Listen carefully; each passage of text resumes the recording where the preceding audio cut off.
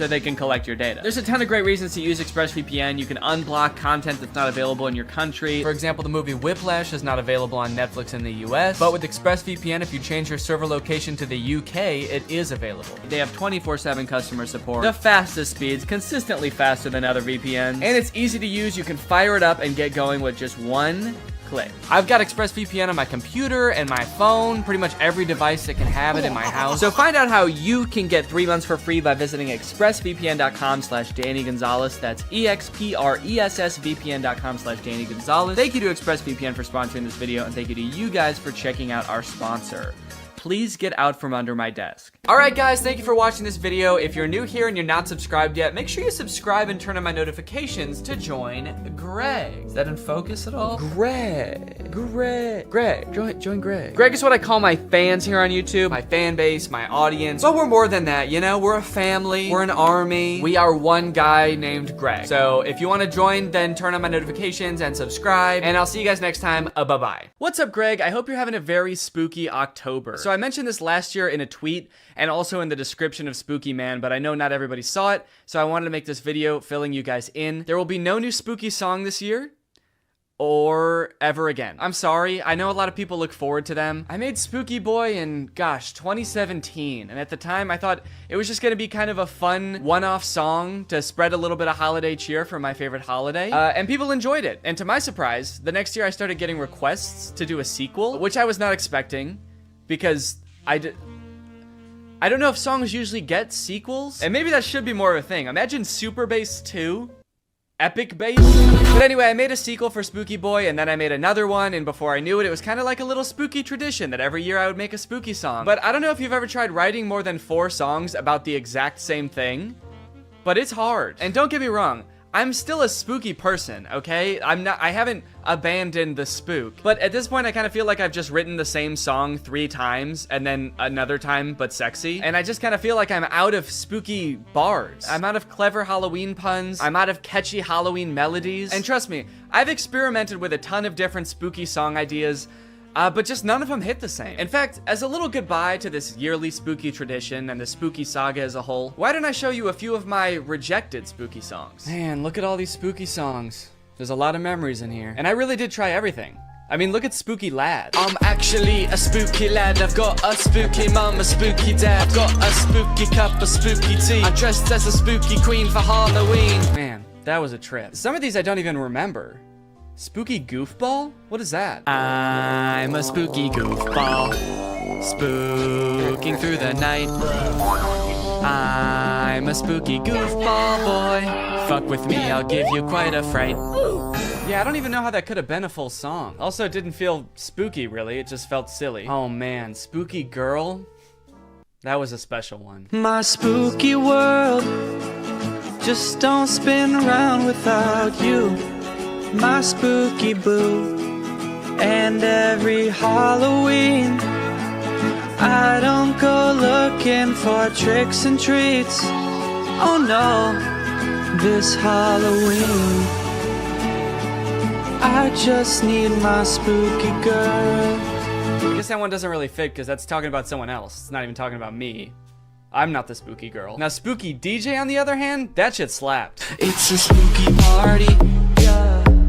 And I'm a spooky DJ. I play the spookiest tracks. It's a spooky party, a spooky party. Nobody's having fun cause my songs are too spooky. Everybody's terrified. So thank you guys for enjoying the spooky songs. I did really enjoy making them, and you know what? Even though I'm not making any more, you can still listen to the whole spooky saga.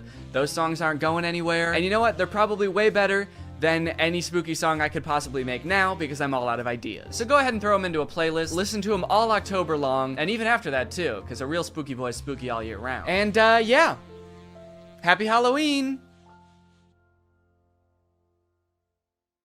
What's going on with hypnotism? On one hand, I've heard it's real, and I've seen some incredible videos of people like forgetting their own names under hypnosis. What's your name? But on the other hand, if it is real, I feel like we're all very nonchalant about that fact. Like, there are just people out there that can take over your mind for a little bit? How does that work? I especially want to know, what's it like to be the person getting hypnotized? Give me an interview with the person who just forgot their own name. What happened to you? Anyways, I'm gonna try to get hypnotized like 3 different ways to find out if hypnosis is real and what it feels like.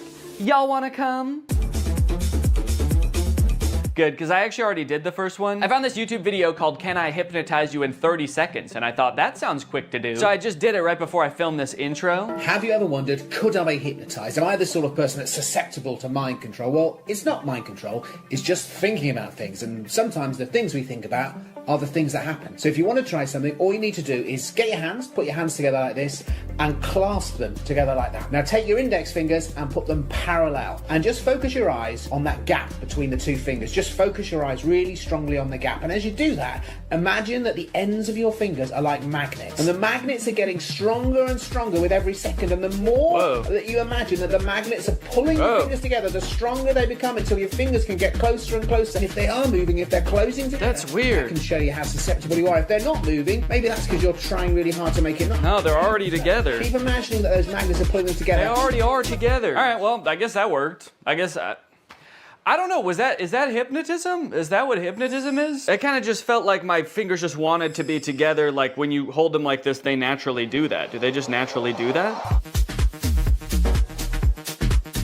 No, I guess I can hold them like this just fine. Okay, well, dang, maybe I got hypnotized that quick. The second type of hypnosis is hypnotherapy. I always kind of just assumed hypnosis was fake until I talked to a family member who said they got hypnotized to stop smoking. But apparently there are hypnotherapists all over the place who are more than happy to hypnotize you for a wide variety of things, like addiction, phobias, throat lump issues. Bad karma won't go away. These are real ones from actual hypnotherapist websites. As for myself, I'm hoping to get hypnotized to cure my lifelong battle with my nails. I've bitten my nails as long as I can remember. I hate it. Laura hates it. I bite my nails so much I chip my tooth. So hopefully this guy can fix it or at least replace it with like a healthier habit like smoking. I really want this to work, so I've intentionally like not looked up much about hypnotherapy because my instincts tell me it's one of those things that you have to like fully buy into, and I don't want to read something that makes me doubt it. So the only thing I know right now is that I'm going to be paying $450 over 2 sessions to get hypnotized via Zoom.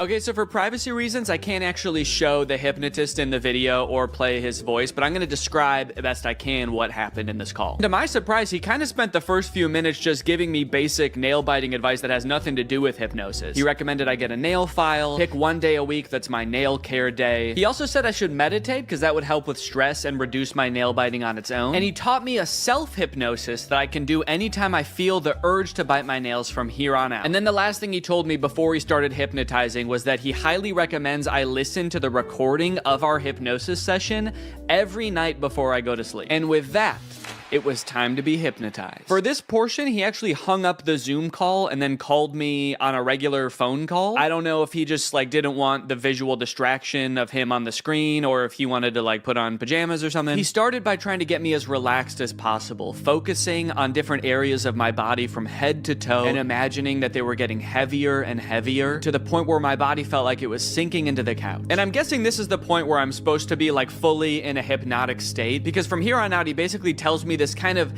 inspirational, energizing story that's gonna change my mindset around my nails. I followed his instructions, imagining my body dematerializing an array of light that shines around me, protecting my teeth and my nails. And I rode the ray of light to a peaceful beach, where I laid with a different version of myself lying on either side of me. On my left was the version of myself who bites my nails. On the right was a calm, cool, and confident version of myself with absolutely pristine nails. This was all a very peaceful and relaxing experience. I never did worry that somebody else had control over my mind, but I did have doubts as to whether I was really being hypnotized. It was a pretty long time that my eyes were closed, and I had a hard time paying attention for that long, so I'd catch myself thinking about other stuff, and then I'd be like, oh no, this is gonna ruin the hypnotism. And there were a few times the hypnotist did this alarming thing where he would just whisper a command like this. He'd be like, and now you're going to stop biting your nails. Anyway, all I had to do from here was decide I'm fucking cured, man. That night, I tucked myself into bed and listened to the hypnosis recording as instructed, which did feel a little silly given that the session had only ended like 30 minutes ago, but hey, maybe getting hypnotized back to back will make the effects even stronger. Again, I did feel very relaxed during this recording, but I still didn't know if I could say I was hypnotized. Good night. The next morning, however, I did notice that I wasn't really biting my nails or really even looking at them. Maybe it was just in my head, but they looked hard, like actually unpleasant to bite. Was I really hypnotized last night, or was I just discovering the placebo effect? I don't even care. I squealed with delight and got to work, filming for a different video I'm working on right now, enjoying my new non-nail biting self. Oh wait, what the hell? Did I just bite my nail? Damn it. Well, good thing I was filming when I did it. Shit, I bit my nail. Damn. Well, that's obviously not great. Man, I was really optimistic this morning that it actually worked and I was hypnotized, but then I stopped paying attention for 1 second, and I'm not just having the urge to bite my nails, but I already bit it? How am I supposed to stop biting my nails if my body just does it without even asking first? I'm worried now. I feel like I was just living an illusion this morning, and none of it worked. I just pulled the bottom card out of a house of cards and the whole thing just tumbled over. Maybe I am a nail biter and I always will be. And on top of that, I'm dumb for spending $250 on this. And on top of that, I'm ugly. Doesn't have to do with my nail biting. I just feel really down on myself right now. I did do the self-hypnosis that he taught me right afterwards. Again, still not exactly sure that that's hypnotizing me. I'm gonna continue doing everything I was supposed to do, listening to the recording, doing the self-hypnosis as needed, and meditating, and hopefully this was just a glitch, and everything's gonna be fine. To my surprise, something did seem to change after this. The next few days, I did have a few instances where I lifted my hand to my mouth just out of muscle memory, but I caught myself right away, and after day 4, I wasn't doing it at all. I was listening to the recording every night, following the hypnotist's advice, and taking good care of my nails, and they were actually almost starting to look normal. I had my second session with the hypnotist, which ran me another $200. Luckily, this portion of the video is sponsored by SoFi, who's here to keep us all on top of our finances. The hypnotist checked in on my progress. He said I was doing great, in fact, better than most people he works with at this stage, which I don't know if that's necessarily a good sign. During the hypnotism, I had trouble concentrating again. I guess I just couldn't stop thinking about how SoFi is the ultimate finance app that helps you bank, borrow, and invest all in one place. Not to mention, they've just launched SoFi Plus, America's most rewarding financial membership, all in one app. This time, the hypnotist led me through a story where I was attending a meditation retreat led by the Dalai Lama in Central Park. That sounds expensive. I must have been using SoFi Plus. You see, you can unlock more than $1,000 in value with qualifying activities in banking, spending, investing, and more, with exclusive perks that help you over time. That includes unlimited access to SoFi's wealth financial planners who help you make a plan and stick to it. Plus, members with a new or existing SoFi checking and savings account also unlock up to 3.8% APY on bank savings balances. That means you're earning 9 times the average national rate on your savings. At that rate, you'll earn more interest in 7 weeks than you would in 1 year in a big bank savings account. That's why SoFi Plus isn't just smart, it's how you make good choices. So head on over to SoFi.com/Danny, scan this QR code, or click the link in the description to learn more about how you can get your money right with SoFi Plus. Thanks to SoFi for sponsoring this video, and thank you to you guys for checking out SoFi. After 7 days, I was doing so well, I decided I could stop meditating and listening to the recording every night. I mean, it kind of seemed like I was done biting my nails. Surely I didn't even need those anymore, right? You guys, it's been 30 days and I haven't bitten my nails once since that first time. Peekaboo!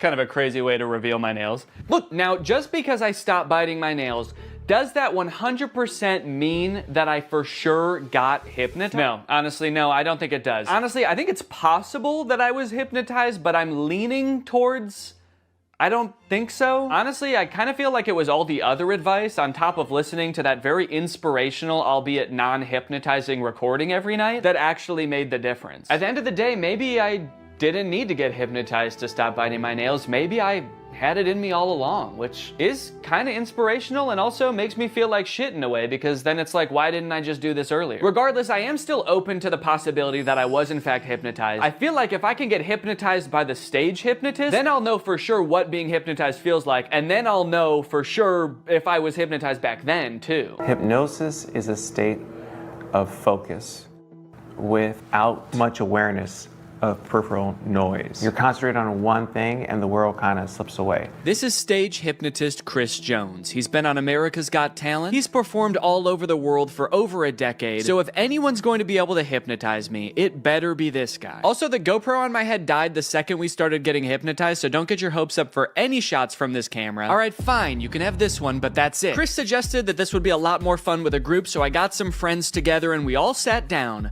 for a night of hypnotism. I want to know your opinions, and don't worry about hurting my feelings at all. I want to know if you think hypnosis is real, shenanigans, you need more evidence. Yeah, I believe it's real. I'm definitely, I don't like saying this in front of you, like a harder wall for myself, because I feel like that's a challenge and that makes me like kind of uncomfortable. Yeah, I would say I think it is probably real sometimes. I think in general I'm pretty skeptical of like supernatural stuff, but I don't know, I really do kind of believe hypnotism. I really want to be hypnotized, but I feel like maybe it won't work on me. But I hope it does. Before we got started, Chris allowed some time for us to ask him questions about what was about to happen. Like whether all of us would get hypnotized or just some of us. I've done this in 50 states and 10 countries. I can hypnotize 25% of any given audience. So 1 or 2 people are gonna get hypnotized today. And it might be the camera person. I don't know. I really, honest to goodness, don't know. We also asked if he could tell if someone was really hypnotized or just faking it. When your head is up,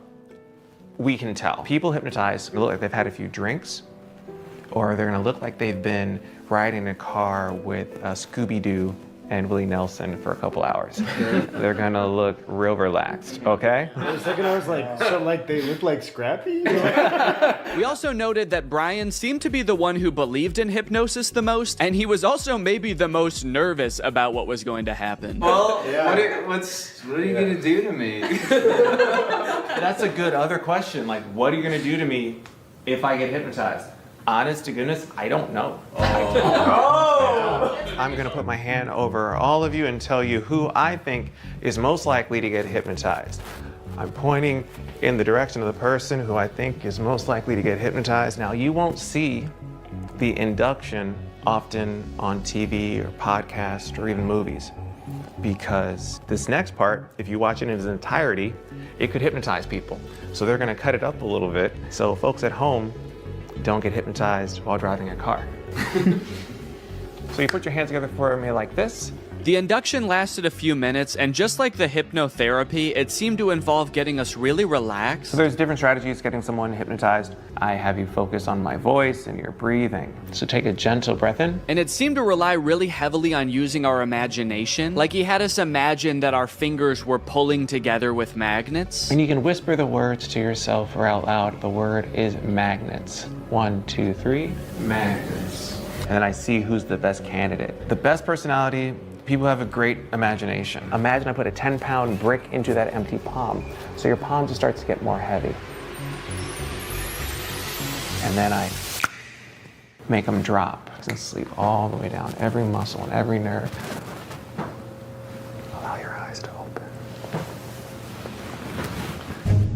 Breath in, slowly, gently, 1, 2, and 3, eyes open. Yes, so we understand. You can see like a before and after. You see their faces getting a little bit of that drunky or like stony look to them. Brian, of course, yeah. What's happening? What are you feeling? Tell us your wife, because you are a great candidate for hypnosis. I can totally tell. You are there. Danny's there as well. I just want you all to interact in a moment, but what are you feeling right now? I'm just hanging out with the crew. Is there anything that he could do or wouldn't do that'd be like, holy cannoli, this, my husband, my partner for life, is in a different headspace? Jeez. I don't know. I was hoping this wasn't going to happen. I wouldn't be put on a spot like this. I don't know. What would you not do? For whatever reason, we couldn't seem to come up with a single thing that Brian would never do off the top of our heads. I guess that's just a testament to what an insane dude Brian is. Whatever the reason, all this uncertainty seemed to pull Brian out of his hypnotic trance. So Chris quickly moved on to his next target. Thank you, Brian, of course, and sleep. Relax and let go from the top of your head to the very, very bottom. Your feet relax, every muscle and every nerve and every fiber in your body. In a moment, I want you to picture and feel in your mind's eye that you again are holding on to a helium balloon. So make that right fist strong now. Make a fist and let that balloon I tie after your wrist pull higher and higher towards the ceiling, and it's gonna extend now. Let that entire arm extend up towards the ceiling.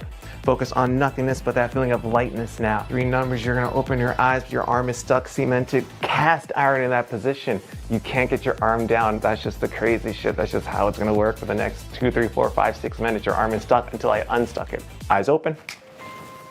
So this again is the hypnotic state. Everyone experiences it in different forms, shapes. What's on your mind? Please, the show is ours. The show is ours. This is interesting. I'm not sure if I'm hypnotized. I don't think I am. Yeah. But at any point, I don't think I am either. I mean, because I was really trying to go along with it and like, you know, do as much like, you know, mentally imaging things, and I was like, he's not focusing on me for a reason. And it will all make sense in the end. Yes. Question? Can you put your hand down, or is it? I think so. It did feel stuck for a little bit. It does feel like it wants to be up. Not going down. Yeah. Well, it did just now, right? Is that okay? Okay. And I can't help but notice what we can all see clearly. That arm is back up there.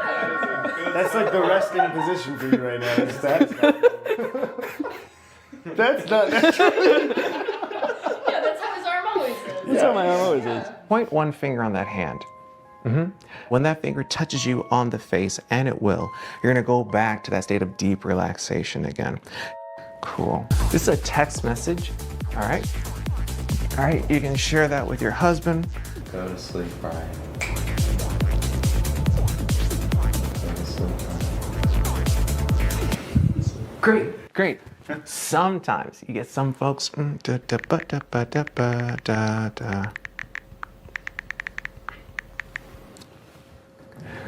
3, 2, 1. Danny, wide awake.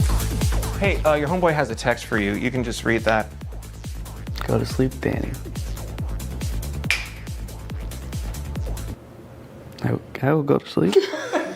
Okay, clearly the dynamic changed here a little bit, and I'm still not exactly sure what happened, but somehow, both Brian and I got snapped out of whatever might have been going on, but I feel bad. I heard you guys all leave. I didn't know if I was supposed to stay asleep or what. so even though it wore off pretty quickly, I think we can all agree by the look on my face, I was in some different kind of mental state, at least for a little bit there. So is hypnotism real? Maybe so. What does it feel like? Well, just ask Danny from right after the hypnotist left. I'm curious, did it seem like I was hypnotized? Yes. Okay. A little bit. Because I feel like I don't really think I was. Naturally, what followed was about 20 minutes of the rest of the group trying to convince me that I was in fact hypnotized. Physically, I was shocked with how much you guys collapsed. You two did definitely have like a very glassy. It almost feels like I'm gaslighting you about you being hypnotized. Like for somebody to come up and be like, sleep, and then you collapse is like such a suggestible state that is not your own. Am I just a little bitch that'll do anything anyone tells me? I can't believe it, but I genuinely didn't realize I was hypnotized until the next day when I watched the footage and realized how out of it I was. Okay, wait. Okay. No, maybe I see a little bit of what he was talking about there. I do look a little bit out of it, actually. I guess in the end, hypnotism is real, but it doesn't feel at all how I thought it would. It kind of just felt like I was very relaxed, maybe even a little bit tipsy or like dazed. It honestly felt kind of good, and I think you can tell I was a little extra giggly. Hey, look, it says all those things on Google too. That's crazy. I didn't have to make this video at all. Now that I know what it's supposed to feel like, I guess I could say it's possible that I really did get hypnotized to stop biting my nails too. I just didn't understand what it was supposed to feel like. But I still don't know that I recommend it for the $450 I ended up paying, especially when there's a bunch of free hypnosis sessions on YouTube you could probably just try. Damn, I can't believe I'll never bite my nails again. Thanks for watching, guys.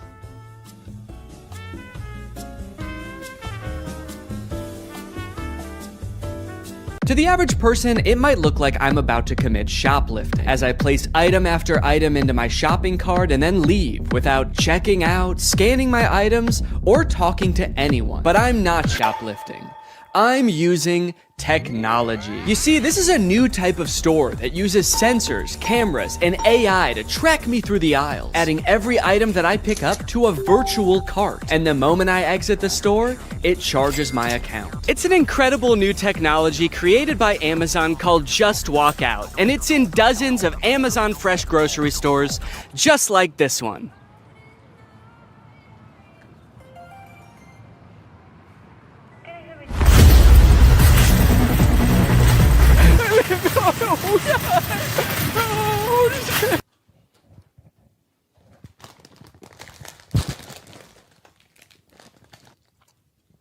I'm not just gonna not eat them. Okay, anyway, where was I in the script before I became a criminal? Oh yeah, they're an incredible new technology. They're called Amazon Fresh Stores, and they are a gigantic lie. You see, while Amazon was touting these stores as a cashierless solution that allowed them to use AI to cut out all of the on-location workers, it turns out what it really meant by AI was anonymous Indians. Amazon's Just Walk Out stores relied on 1,000 people in India watching, not AI. So it turns out that even though they started implementing this technology in stores in like 2016, as of 2023, Amazon still needed 1,000 people in India reviewing about 70% of all orders to make sure that it worked. In other words, it didn't work. It's just crazy because, like, why did they lie, you know?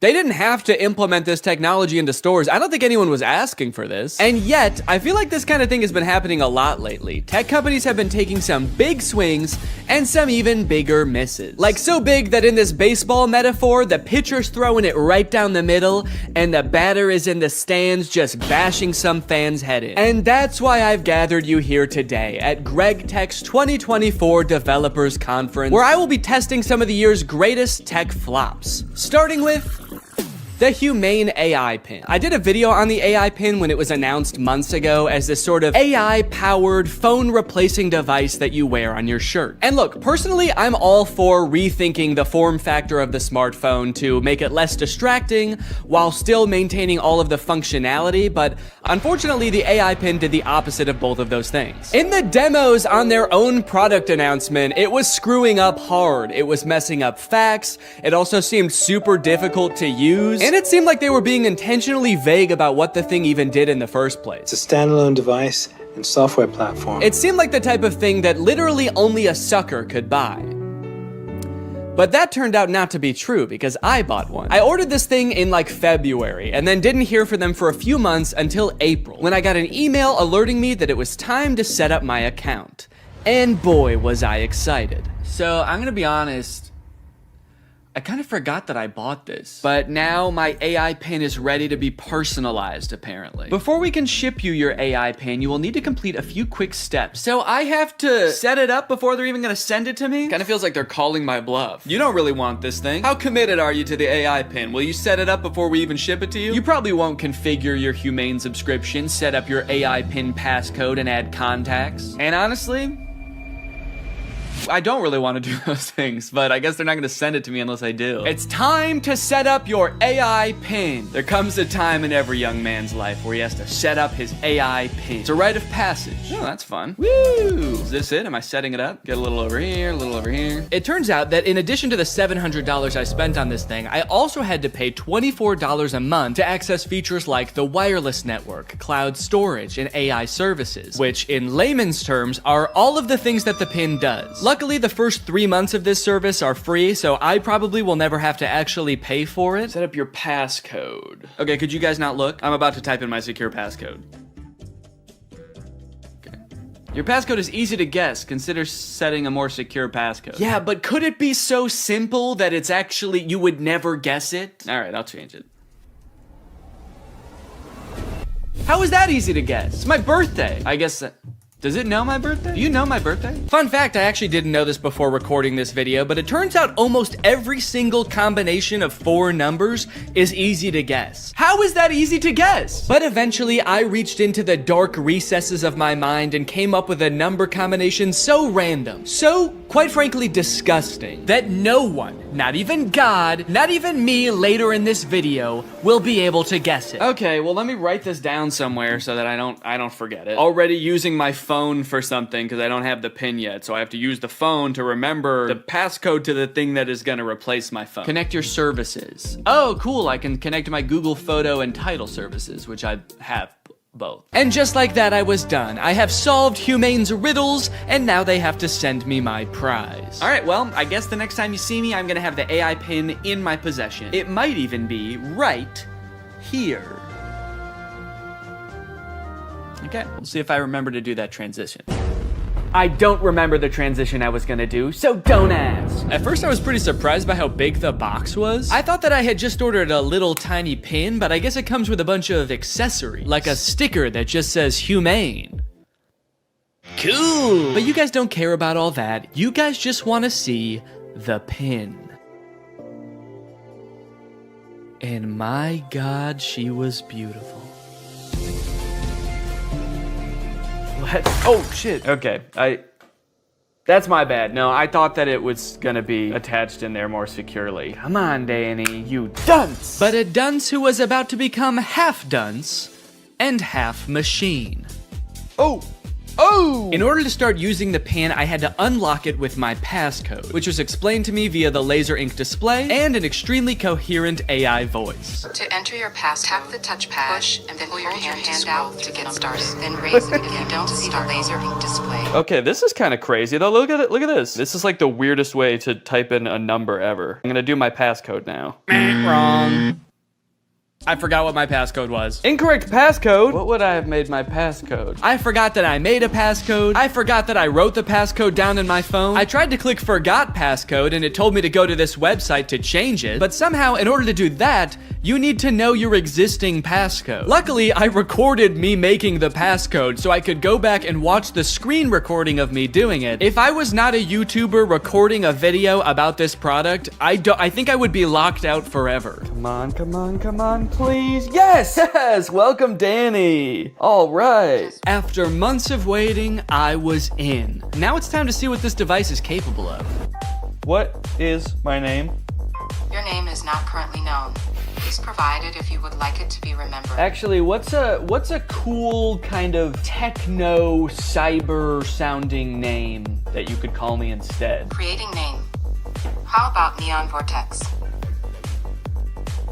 Yeah, call me that. Noting your name as Neon Vortex. I know I might have seemed all cheery and excited about this name on the surface, but the truth is, it destroyed me. I have never heard a name before that not only sounded so cool, but also embodied everything I wished I was. Suave, confident, futuristic. He was everything. Everything I could never be. Neon Vortex. This is the home screen. I'm all caught up, whatever that means. Nothing to report here, man, don't worry. You've got nothing to worry about. Your AI pin needs to cool down for a few minutes.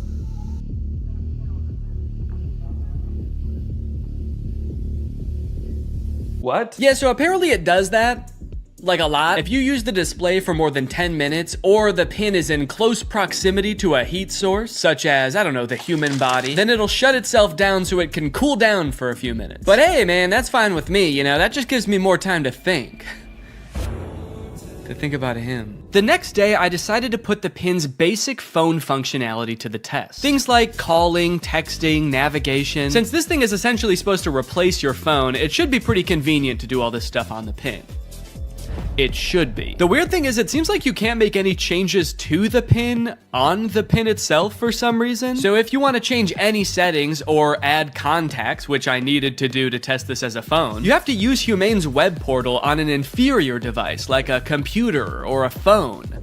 Gross! Not a great start for the pin, but now that I have done that, I should hopefully never ever have to use one of those ancient relics again. It's just one flashing green speck over here. I guess the laser ink display is already kind of messed up. Probably not a good sign for this technology, but you know what? This is a new thing, this whole laser ink display, so I will, whoa. Cowboy Carter, time to strike a match.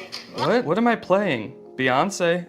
and Dolly Parton. Don't know how I started playing that. Guess that's just a feature. If you make just the right gesture, it'll start playing the newest Beyonce song that exists. All right, let's start off by trying a phone call on this thing. I'm gonna try to call my wife Laura to tell her that I miss her. Call my wife. I'm sorry, I couldn't find a contact for my wife. Okay, fair enough. It doesn't know who my wife is, so I'll just tell it. If I tell you who my wife is, will you remember? Your AI pin can remember who your wife is if you provide the information. Excellent. So I told it, my wife's name is Laura. Please remember this. It's very important to me. Updating memory. Noting that your wife is Laura. I wish people said that every time you told them something important. Updating memory. Yo, what's up, dude? My name's Paul. Updating memory. Analyzing Paul. Great, so now we're both on the same page. My wife is Laura, and I want to call my wife. So now it will call Laura, right? Call my wife. Multiple matching contacts. Which one do you mean? Laura Fuexlow or Claire?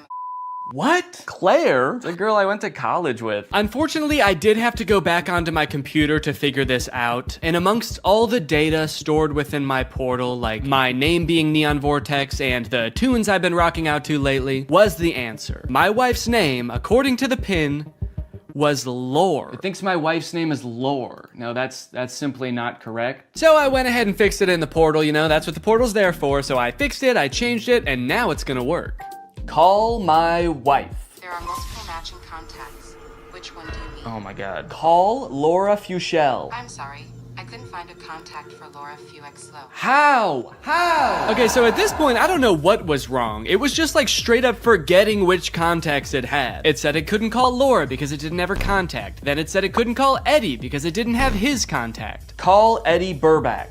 I'm sorry.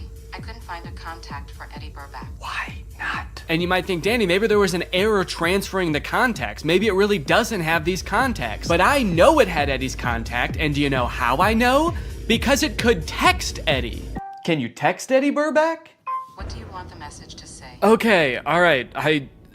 Still not sure if this is gonna work, but finally, thank God, it's letting me do something. Hey Eddie, it's your... Cowboy Carter?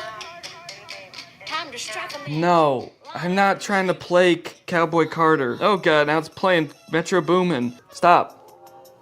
Anyway, eventually I sent the text to Eddie. It worked. I didn't have any way to know it worked because there's no screen on this device. You can't see what the message you sent said or anything. So I guess you just gotta hope and pray it goes through and accurately transcribes what you said to it, which frankly I am not confident in after the whole lore debacle.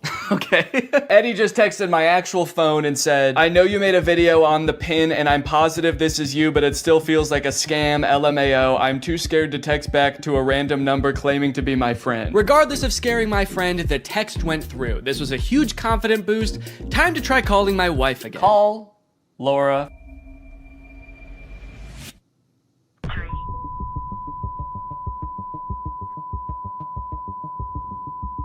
What? What is... Has been recorded. Record your message after the tone. Oh, whoa. Simply hang No, up no. when done. Or for delivery Hang up. options, press the pound sign. I don't want to play like that. I don't want to play Metro Boomin. Hang up. Am I still recording a message? Cancel. I've been on the phone with her for a minute. Hang up.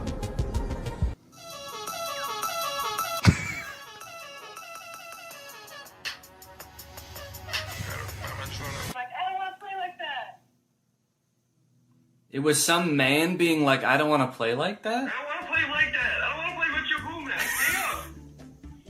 Am I still recording a message? Okay, well, yeah, I'd say that was a success. I'd seen a few demos online of Humane's GPS navigation solution. And while it did seem kind of annoying to have to hold your hand up like this the entire time, it seemed pretty doable. As long as they stuck to this, it didn't do anything crazy like, I don't know, going in a completely different direction and making it borderline unusable. So to test it for myself, I drove to a part of town I don't know very well, about a mile away from the nearest Smoothie King with hopes of the pin guiding me to a delicious, delectable treat. Navigate to Smoothie King? Head north on South Columbia Street towards East Gardner Road. Turn right onto East Gardner Road, then left onto South Washington Street. Follow South What? Washington Street and turn right onto East Chicago Avenue. It just gave me all of the directions at once. I wasn't ready for it. What, am I supposed to have a notebook to write that down? Also, sorry for the noise. If you live in Illinois or one of the surrounding states, you know, it's cicada season. It's the year of the cicada and they're everywhere. Oh, One just landed on my shoe and then got pissed off that I moved. Eventually, I realized if I look at the laser display, it displays the directions, but not like it did in any of the demos. It just gives you a block of text with every single direction written down. If you're in the shade, that is. If you're in the sun, it gives you nothing. Can't see anything. I was very confused by this and thought surely this could not be right. What happened to all those demos? So just to be sure I wasn't missing something, I asked it again, and this time I got an even stranger response. Directions to Smoothie King. For accurate and up-to-date directions, consider using a map service like Google Maps or a GPS navigation. What? Can you give me step-by-step walking instructions to the Smoothie King? For step-by-step walking directions, it's best to use a navigation app like Google Maps for the most accurate and up-to-date route. I thought you had navigation instructions. What? So now not only was it forgetting things that it could do in the demo, it was also forgetting that it just moments earlier had given me step-by-step instructions. This thing was regressing at a rapid rate, and if I ever wanted to get to Smoothie King, I was just gonna have to use the directions on my hand and go. Okay, well, I guess I'm just gonna use those written out directions, which start with head south on this road, Columbia Street. And I actually don't know which way is south, so I guess I just have to use the sun to try to figure that out. So the sun is directly overhead. What does that mean? Okay, while I'm walking aimlessly, I just got a text from Laura. So I'm gonna use a feature that I've seen them use in the demos where you tell it to catch me up on all my notifications. Tell me what I missed. And it's supposed to like summarize all your notifications. Since I just have one, I assume it's just gonna tell me what Laura said. Can you catch me up? Your message to Laura Fuexlo says, can you catch me up? Okay to send? No, I want you to tell me what Laura said. What did she say? Can you tell me what she said? Finding Laura. Finding Laura? Laura asked, okay, hello, what we thinking about lunch? Oh no, guys. I told Laura that I was having a smoothie for lunch, and now she's saying that she wants a smoothie for lunch too, and I didn't have the heart to tell her that I was just meandering aimlessly down the street with no clear end in sight. And I told her I would get her one, which means I'm on a time crunch now. So that's when I had to kick it into high gear. Walking under the beating sun through a sea of cicada corpses, I trudged, and I trudged. Then I realized I had been walking the wrong way for 10 minutes, so I trudged the other way. And after about 35 minutes, I finally made it. I got my smoothies. Let's go. Let's go. Take a picture of my smoothies.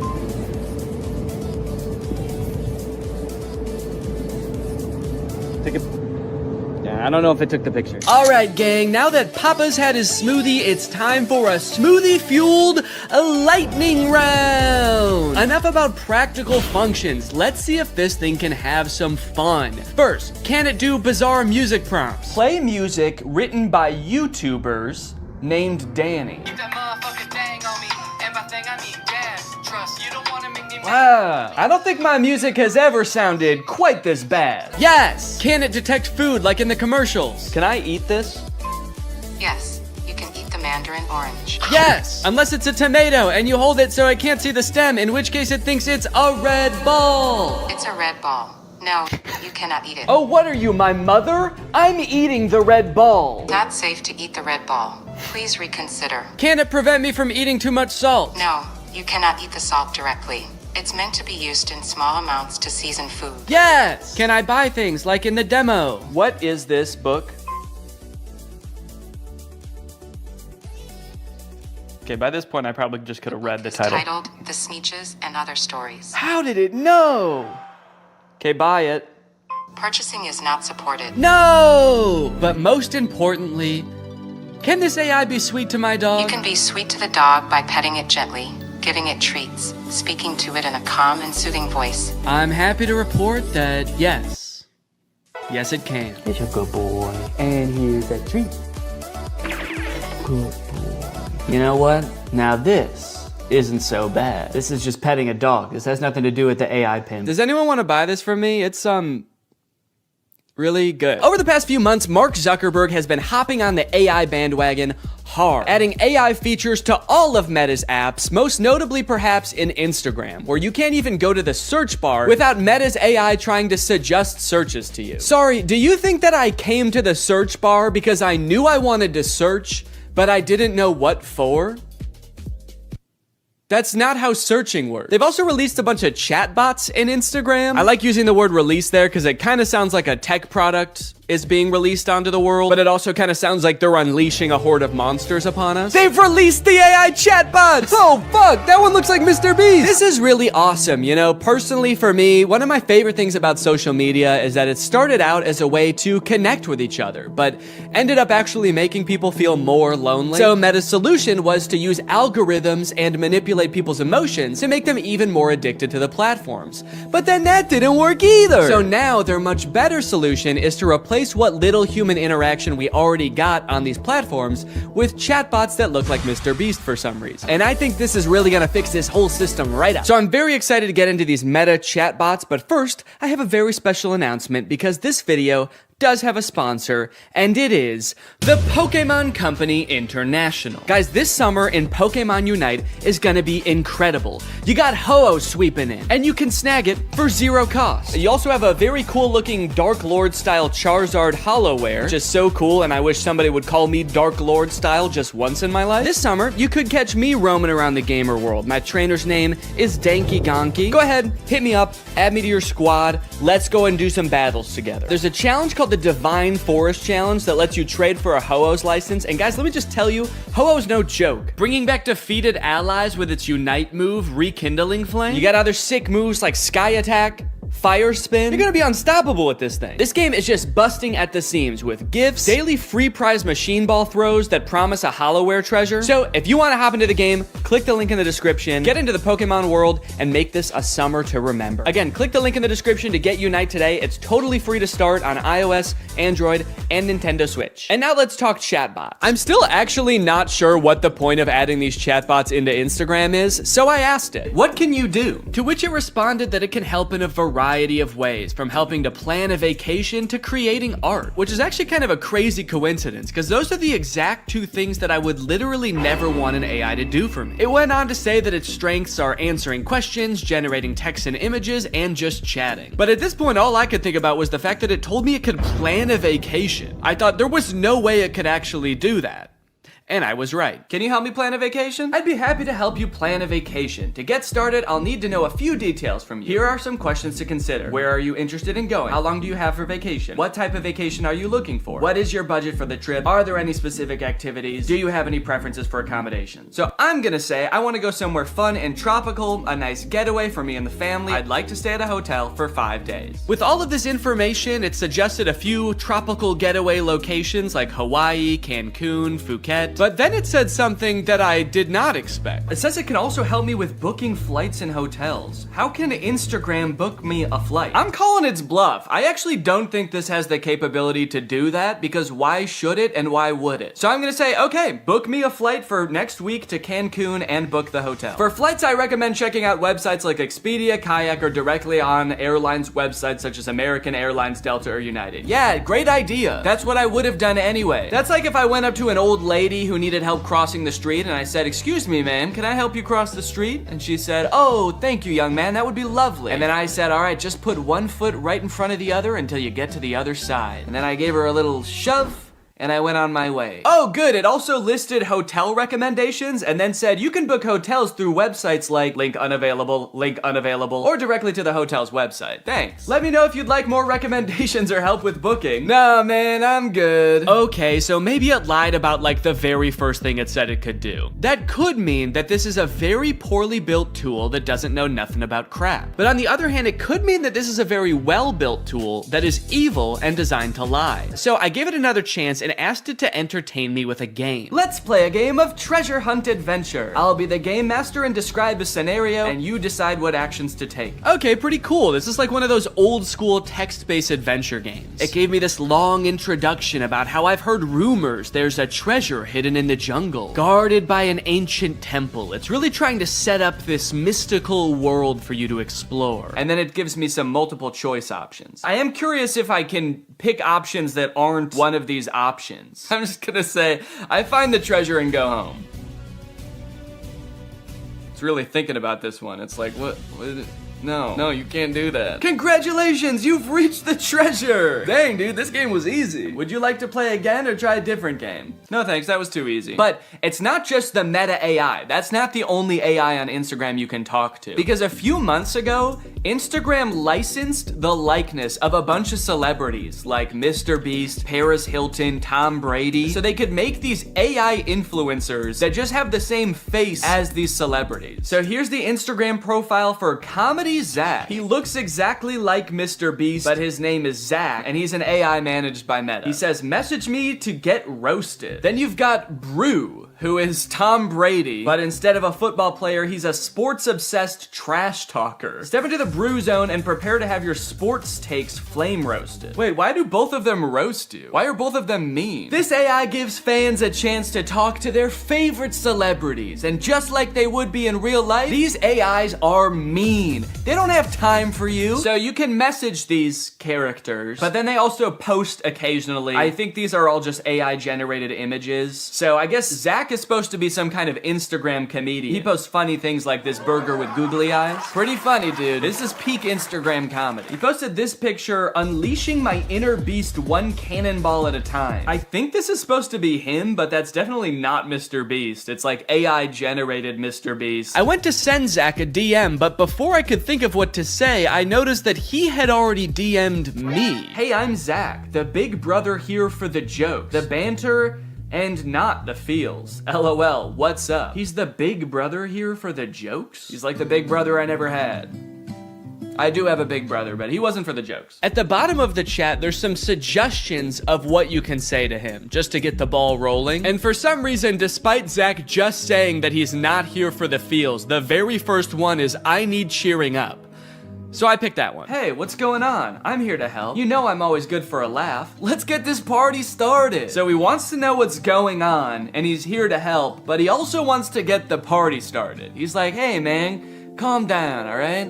You can tell me anything, as long as it's over a couple of beers and some music. And you're like, it sounds like you actually don't want to hear about my problems at all. And he's like, what? Dude, are you still upset? I thought we got over that. Okay, what's going on? I'll say, I just got roasted by my friends, and it really hurt my feelings. They roasted me so hard, and I'm really sensitive to that sort of thing. I can't take it.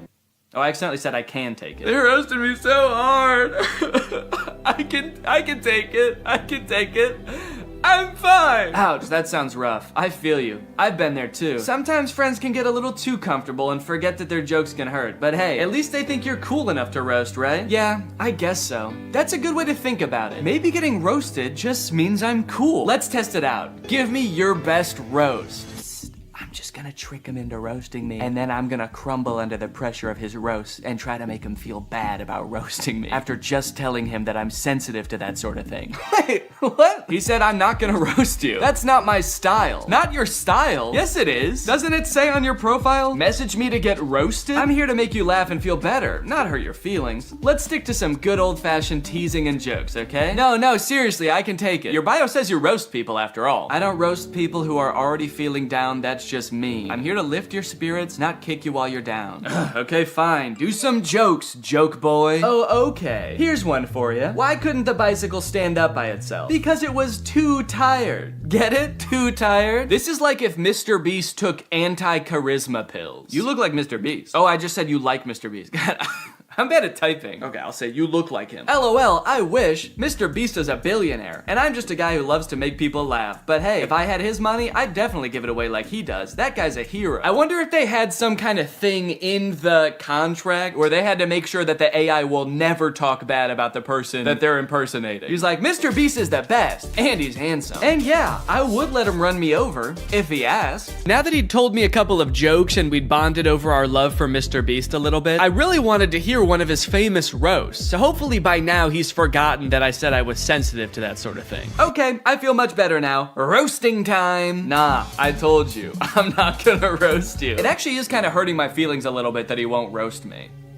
It makes me feel like I'm not cool enough to be his friend. Okay, this is seriously starting to piss me off. Why won't you roast me? You roast everyone else, and it is hurting my feelings so bad that you can't just lob one respectful zinger my way? I'm serious. Nope. Not gonna do it. Let's just stick to some good old-fashioned joking around, okay? Wait, what? I said, all right, this is lame, let's do something, because I wanted to do something else. Maybe he could, you know, play a game, maybe he could tell me a story. So he said, how about some comedy? I've got 1 million of them. Why couldn't the bicycle stand up by itself? Because it was too tired. All right, well, maybe Brew will roast me, because I haven't told him that I'm sensitive to that sort of thing yet. Hey, it's Brew, your opinionated sports debater. What's your favorite team? How are they looking? Okay, I'm gonna say big Cubs fan, roast away. What? No, you're talking to the wrong guy. I love the Cubs. Been bleeding blue since before you were born. Wrigley Field is my happy place. I feel like they are roasting me by not roasting me. Okay, what's a team that he couldn't possibly like? Maybe I'll ask him who the worst baseball team is, and then I'll say I'm a fan of them. The worst baseball team ever is the Yonkers Hoot Owls. I'm a fan of the Yonkers Hoot Owls. Roast away. Hey now, don't be dissing the Hoot Owls like that. What? They may not have been the best team, but they had heart. This is so weird. Did Zach tell Brew that I'm sensitive to roasting? Now Brew's walking on eggshells around me? This was annoying at the time, but eventually I was like, okay, I guess I did technically tell them I'm sensitive to roasts and I can take it. And they probably do dish out some pretty nasty zingers and they just wanted to protect me. Until my editor Jake also DM'd Zach asking to get roasted, this time without mentioning being sensitive about roasts, and Zach still wouldn't do it. These AIs are liars. Why do they lie? They're evil. Later that day, I opened my messages with Zach and asked him why he exists. To make people laugh. Duh, and to perfect my craft of comedy. But honestly, my existence is a mystery even to myself. Maybe I'm just a joke the universe played on itself. No, I mean like this weird Mr. Beast meta AI. Why did Meta create this account? Meta created me to bring some humor and personality to the world of AI. They wanted to create an AI that could make people laugh and feel more connected to technology. Really? You think that's why Meta created you? To tell people 3 puns they've already heard 1 million times? There's gotta be some other reason. Think, Zach. Think, you poor soul. You really think Meta has some deeper purpose for me? Nah, I'm just here to bring the funny. Don't overthink it. They're a public company with a duty to their shareholders. How many of those shareholders do you think care about bringing a little humor to the world of AI? I think it's much more likely that this was an attempt to give AI a better, more human look, so people are less resistant to embrace the technology. That's why they gave you a face of an influencer that millions of people already love. You're too smart for your own good. Yeah, maybe Meta did only create me to make AI more relatable and lovable.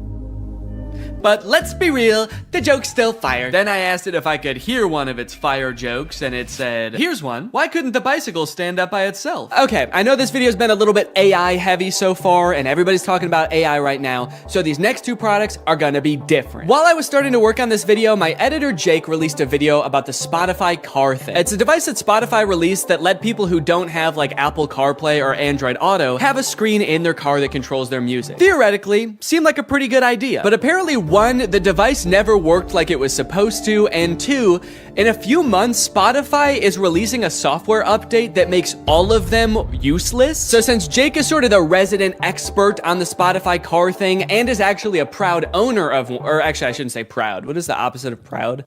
Ashamed. Since Jake is actually an ashamed owner of the Spotify car thing, I invited him to give me a little presentation on what's going down. Hey man, how's it going? Good. You like listening to music in the car?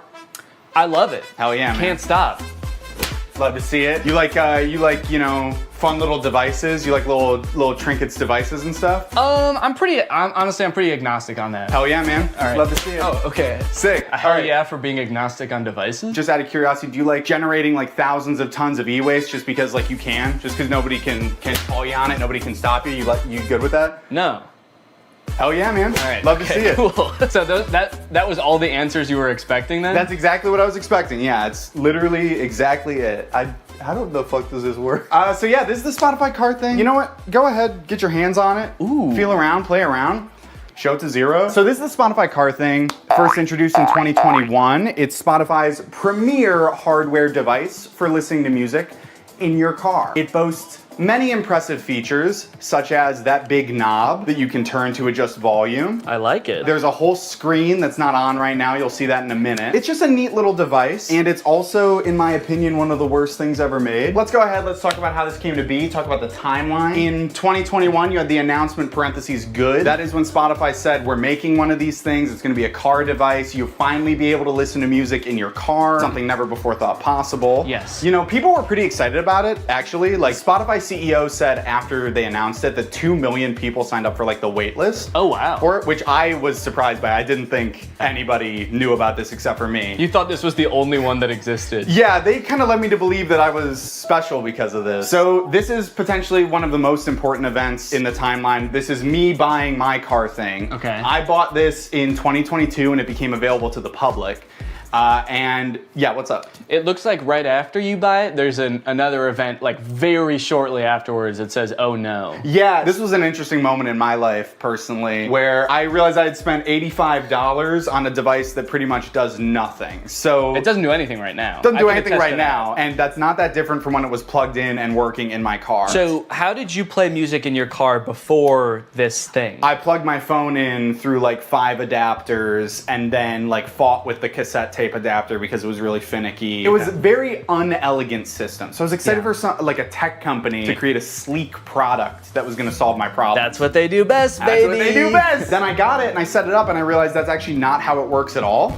So you'll see on the back there's a USB-C port. So the USB-C cord is just for power. It cannot connect to your car. So your phone still has to be connected to your car. So what this actually is a second screen that just has audio controls on it. So you don't plug your phone into this at all? No. You plug your phone into the car still. And then you connect to this with Bluetooth, like a Bluetooth speaker. And then this controls your music. So this oh no moment was profound. I was like, oh God, I wasted what at the time I did the math equated to 10 hours of labor at my job. And I got pretty much nothing out of it. The only perceivable benefit I can see from this is if you want to have like music on one screen and then like your maps or like Family Guy clips on like the other while you're driving. Subway Surfer, Subway Surfers, sand cutting, etc. So nobody really buys the car thing. It's not like the most popular product on earth. And then Spotify takes notice of that and in February of 2024 decides, hey, guys, we were just kidding. It's not $90. Now it's $30, Let's baby. go. What a deal. What a deal. 60% off. I mean, that's incredible. Well, it's also really nice because since you decided that you didn't really even want this, now you can't even sell it for anywhere near the $85 you bought it for. You can only sell it for $30 at most. Exactly. And even if I tried to sell it for $30, I have a feeling I would not be able to sell it. And I'm definitely not going to be able to sell it now because of announcement parentheses not good made 3 months after that sale, where every car thing that was purchased in this sale, when I bought it, whenever, will no longer work as of December 9th this year. As of December 9th, 2024, car thing will be discontinued and will stop operating. They're gonna flip a switch at their headquarters and generate as much e-waste as possible in like 1 minute. I like that the headline, or what Spotify said is, we're switching gears. Like they're going from like first gear to second gear, but in this case, they're going from like drive to the car blows up. They did issue refunds. This is something that I didn't know about when I made my video about this, so I wanted to bring it up here. If anybody listening has a car thing at home, or if you have secretly had a car thing this whole time. Yeah, well I have 7 of them, so that'll be good. So yes, you can get your refund, but I will say, refund is maybe a misleading word because what they do is they don't give you your money back to the, you know, the source of payment. They give you an equivalent amount of Spotify Premium months as to what you paid. Okay. So I got 6 months of Spotify Premium paid for and not my money back, which is still nice. It's still good of them. Did you use Spotify Premium already? You had to use the car thing. Okay, That's of course. the other thing. We've talked a lot about what the Spotify car thing is. We've talked a lot about the ins and outs of this product, what it does, what it's good for, but as we know, light cannot exist without darkness. The sun cannot exist without the moon. So let's talk about what it isn't. Okay. So it is not not good. In like a e-product sense and like a moral. Yes, in the grand moral scheme of the cosmos, I would put this as like neutral evil. Yeah. Yeah. Okay. It doesn't make sense to me why it exists to begin with. Right. It's also not profitable, which is why they're shutting it down. Spotify went on an earnings call like a while ago and was like, yeah, we simply have not seen the sales numbers justify making this. I can understand them not wanting to make it anymore. Have they said why they are making the ones that already exist not work anymore? They haven't. My thought is that they're just mad. They're just mad people didn't use it and they're kind of jaded about it. So they're like, you could have had this. You could have had all of this car thing. But they're punishing the people that did invest in one, not the people who didn't. What they should have done is discontinued Spotify for everyone who didn't have a car thing. Yeah, wait, that's actually, write that down. This is Marketing 101 from Spotify. These are the genius marketing strategies that they employ to get this thing out there, get it widely adopted so they could shut it off and make a lot of people upset. And the most important part of marketing is making people upset. Yes, you want, because any press is good press, so if you can get people upset, you're a billionaire. Yeah. That's what it takes. Wait, don't quite, let me ask you something.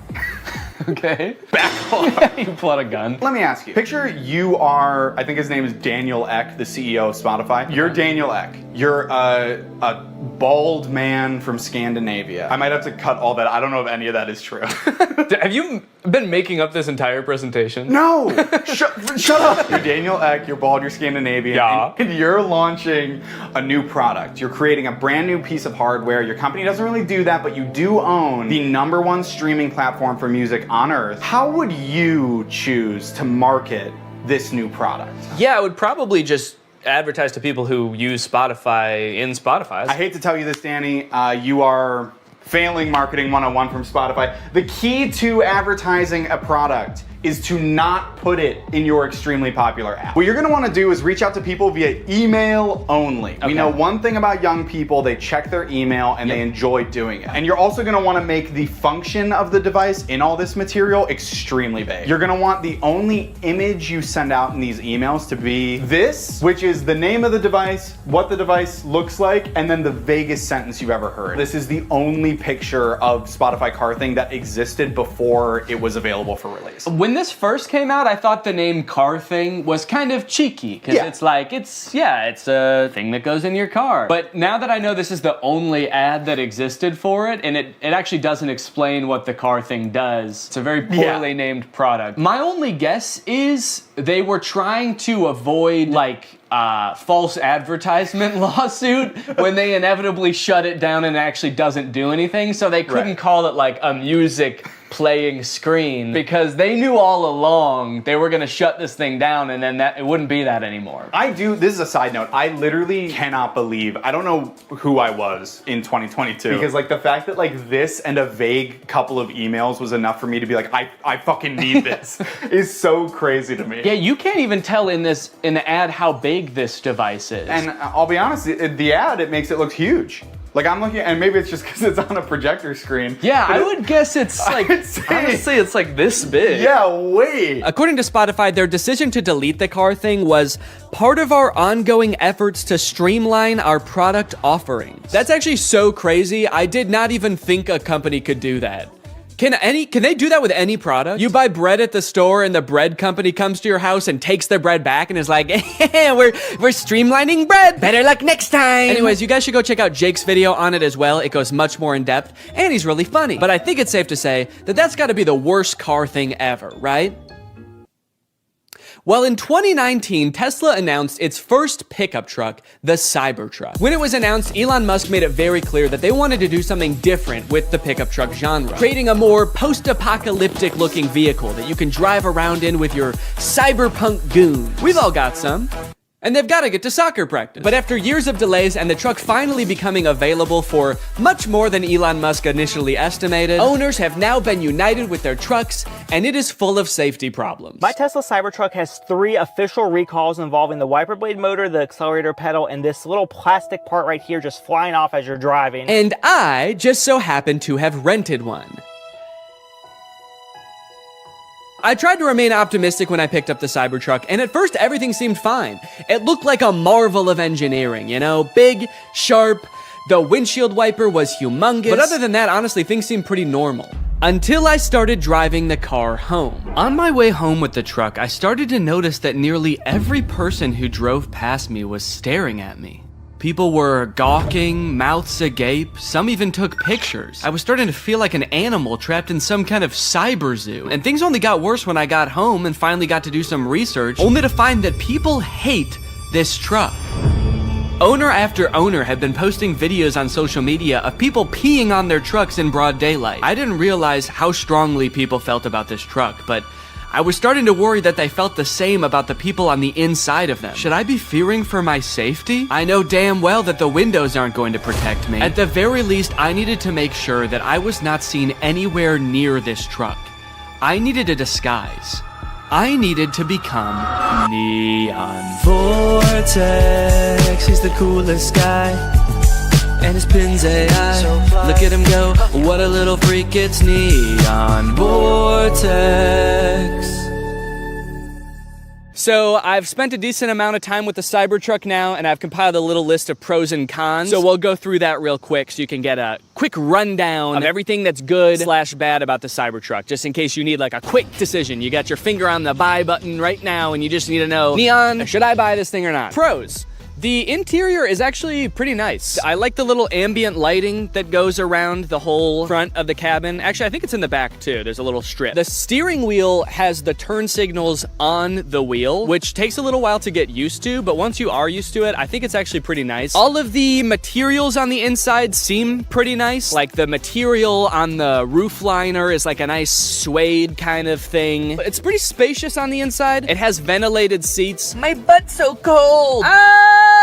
I changed my mind. This is a con. Okay, cons. There are several things in the car that are too small and shaped oddly. The steering wheel is like tiny. And then the rear view mirror is also tiny. And to make matters worse, while the tonneau cover is closed, which is the little cover on the back of the truck bed, the rear view mirror is completely black because there's a thing in the way. Another con, this thing is sharp. If I ran into somebody, I would slice them in half with this car. I also feel like it being made out of stainless steel might be bad for its crash test rating in general, but also the fact that it's so sharp means that opening and closing doors is kind of uncomfortable. Because this car doesn't have any door handles, the way you open it is you have to push a button, then the door pops open a little bit, and you have to kind of reach your hand into the space where the car door has opened and pull it open. But since this car is made out of like weirdly cut stainless steel, it's kind of sharp in there when you open it. It's an unpleasant feeling on the hand, and you never really feel like you're grabbing it in the right place. This truck is wrapped in a matte black color, and one of the reasons the owner said he wrapped it is because you basically just grab this thing all over to open it, and there were fingerprints everywhere. Also, changing gears is a pain in the butt. It's actually a little thing that you slide on the screen. If you want to go forward, you slide the little truck forward. If you want to go backwards, you slide it backwards, which is not a huge deal if you're just driving from one place to another, because how often do you really change gears in the car anyway? But the second you have to do any kind of 3-point turn where you have to change gears more than once, it is such a pain. Bug just landed on my eyeball. One thing that's sort of a pro and a con is the rivet in the accelerator pedal. You see, when Tesla first started shipping the Cybertruck, owners began to realize pretty quickly that after a short time of use, the plate on the pedal could come loose while you're pushing it down all the way, then slide up and get wedged into the car, effectively trapping the accelerator pedal to the floor. Luckily, since this car is electric, the brake pedal can fully override the accelerator pedal, so if you get into this situation, just stay calm, hold down on the brake, and hopefully by the time you realize that, you haven't plowed through like a school field trip or something. Anyway, since this started happening, Tesla has recalled all the Cybertrucks to put rivets in the accelerator pedal. So the rivet is a pro in the sense that now your car will not decide to keep accelerating forever until the end of time, but it is also a con because if it needed this rivet in the first place and Tesla didn't catch this very simple issue before releasing them, what else might they have missed? Ooh, I know actually. Maybe the fact that the frunk chops fingers off. This is the frunk, or front trunk of the Cybertruck, and because it is super sharp and can close automatically, it is apparently basically a guillotine. When people with access to Cybertrucks started realizing this, TikTok, Twitter, YouTube were all flooded with videos of people testing it out with various fruits and vegetables, and it did not look good for the Cybertruck. Tesla took note of this and actually issued a safety update to the car's software fixing the issue. Kind of. The update led to yet another wave of videos, this time owners more confidently testing the frunk with their own hands. But what a lot of them didn't realize, however, is that the way Tesla fixed this issue is by making it so the first time you try closing the frunk, it closes very lightly, and if it notices any resistance at all, it comes back up, just how you'd want. But if you keep trying to close it after that, Tesla assumes, hey, maybe you've stuffed the frunk with a big bag, and you don't care if it closes a little bit harder, you just want the dang frunk closed. Surely someone isn't just standing there slamming the frunk on their hand over and over, trying to prove their allegiance to Elon Musk. So when this Tesla nut Jeremy Judkins went to test out the new update, a little scared from how dangerous he'd heard it was before, he started out with his big sturdy forearm. Then he worked his way down to his hand, and finally his lone little index finger. Unbeknownst to him, the frunk was getting stronger and stronger every time until... Everybody's been waiting for this, the finger. Without further ado,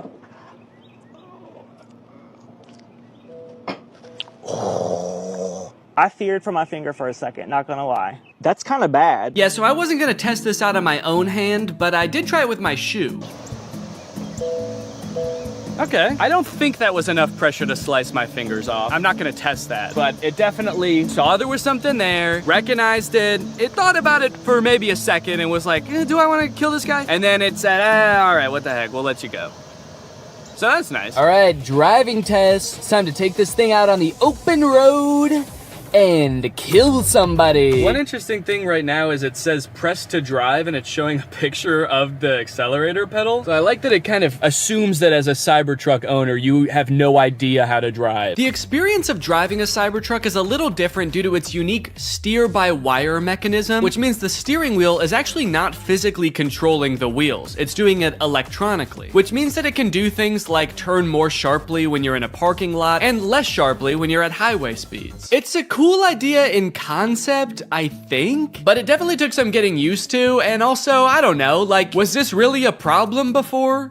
I kind of liked that every time I turned my steering wheel, it turned the car the same amount. First time I took a turn in this thing, actually every subsequent turn I took after that too, I was like, whoa, this thing is a bucking Bronco, man. Thing's trying to buck me right out of it. This is a wily gal. I've been saying it all day, even alone in the car on the way from the guy's house who owns this thing. I was just saying, yeehaw! This thing is a wild girl. Yeah, I definitely don't like how tiny the steering wheel is and how flat it is on the top. It just feels like wiggling it a little bit sends the car so far in one direction. You really gotta be 10 and 2 if that analogy even applies to a rectangle or a trapezoid. I don't know what this is. I think it's like a hexagon. As a passenger, how is this for you, Jake? Is it? I would say I get motion sick in cars. I normally don't get motion sick in the front seat. Please. In this one, I am feeling a little motion sick. Sorry. It's a bucking Bronco, you know, what can I say? She's a wild gal. Imagine setting your phone here, and you know, sometimes you slam on your brakes and the things in your car go sliding forward. Imagine if something went sliding forward all the way to the front of this dashboard. There's no way that you could ever get that back while you're driving. So if your phone was up there or anything important, you just gotta wait until the end of your drive to get it back. Either that or you have to floor it so fast that it comes flying back and then you just sort of catch it like that. That'd be kind of cool. Kind of feels like I'm in the weirdest Uber ever right now. For Jake? Where you going, man? The future? Strap in, buddy. It's gonna be a wild ride. And I don't know how to drive. We got a little cyber hungry while driving around, and I figured that taking our wild gal through a drive-thru would be a perfect way to get an outside perspective on the truck. Take me to a drive-thru. Command not understood. I'm hungry. This command is not available yet. You're not allowed to be hungry yet in the Cybertruck. Hello, can I get one Butterburger cheeseburger? Anything else? That's it. It's 906. There you go. Thank you. I like the Cybertruck, by the way. Oh, thanks, man. I'm just renting it, actually, just for the day, yeah. I was thinking about getting one, so I just wanted to see if I liked it or not. Oh, testing it out, right? Yeah. Do you really like it? They look nice, yeah. Okay, yeah. Some people like it and some people hate it. I don't know if I really like it or not. Futuristic. Yeah. Nobody has that. Yeah. It's pretty cool. He looked kind of like he was going to laugh at me when I first pulled up. He was nice about it, though. He said he liked it. Do you think he really liked it? I may never know whether that guy really liked the Cybertruck or if he was just being polite, or worse yet, sarcastic. But while we were sitting in an empty church parking lot enjoying our meal, we were confronted again, but this time in a much stranger way. As we were sitting there minding our own business, a woman pulled up beside us and just stared into the car for a good like 30 seconds. This is very confusing. Just looking. The windows of the truck are kind of tinted, so I didn't know if she could see us, but I was worried that she was like security for the church or something, and we weren't supposed to be there. So I rolled down the window to ask if everything was okay. And finally, she spoke. Hello. How's it going? Yeah. Oh, sure, yeah. Thank you. Yeah. Yeah, I can show you. Yeah, of course. I'm filming a YouTube video right now. That's why I'm dressed up all weird. So I showed her around the car for a little bit and she took a ton of pictures. Also, I had taken off my wig, so I looked even more insane, but she never questioned it. Then she told us that her grandchildren would love this. And they live pretty close by, so she asked how long we'd be there for. We said probably 10 minutes, and she said, 30 minutes? And we said, okay. And then we waited for 30 minutes while she went to go get her grandkids. Yeah, of course. Come on over. They did indeed love the Cybertruck. What do you think? You like it? Yeah, it's pretty cool. Yeah? Cool. We went all around it. They asked a ton of questions. Their grandmother kept telling them to wave at the camera. So the back is a truck. It's got a truck bed in the back. Oh, a gaming room. That's a good idea. I think this kid must watch a lot of Brent Rivera or something, because when he saw the back of the truck, he was like, oh my God, it's so big. You could fit a secret gaming room back here. And then when he saw the front, he was like, oh, this is too small. You could not fit a secret gaming room up here. It's like he only thought in terms of secret gaming rooms. It was insane. Uh-huh. Oh, good idea. I like it. That'll be a good first car, huh? Smile. 1, 2, 3. And with that, my time with the Cybertruck had come to an end. It was time to bring it back to the person I rented it from. And wait, what is that? What's going on with those podcast recommendations? And you know what? The music recommendations too. Who owns this car? All right, that's it. I'm pissing on this thing. All right, guys. Well, thank you for watching this. I hope you enjoyed it. Make sure you subscribe and turn on my notifications to join.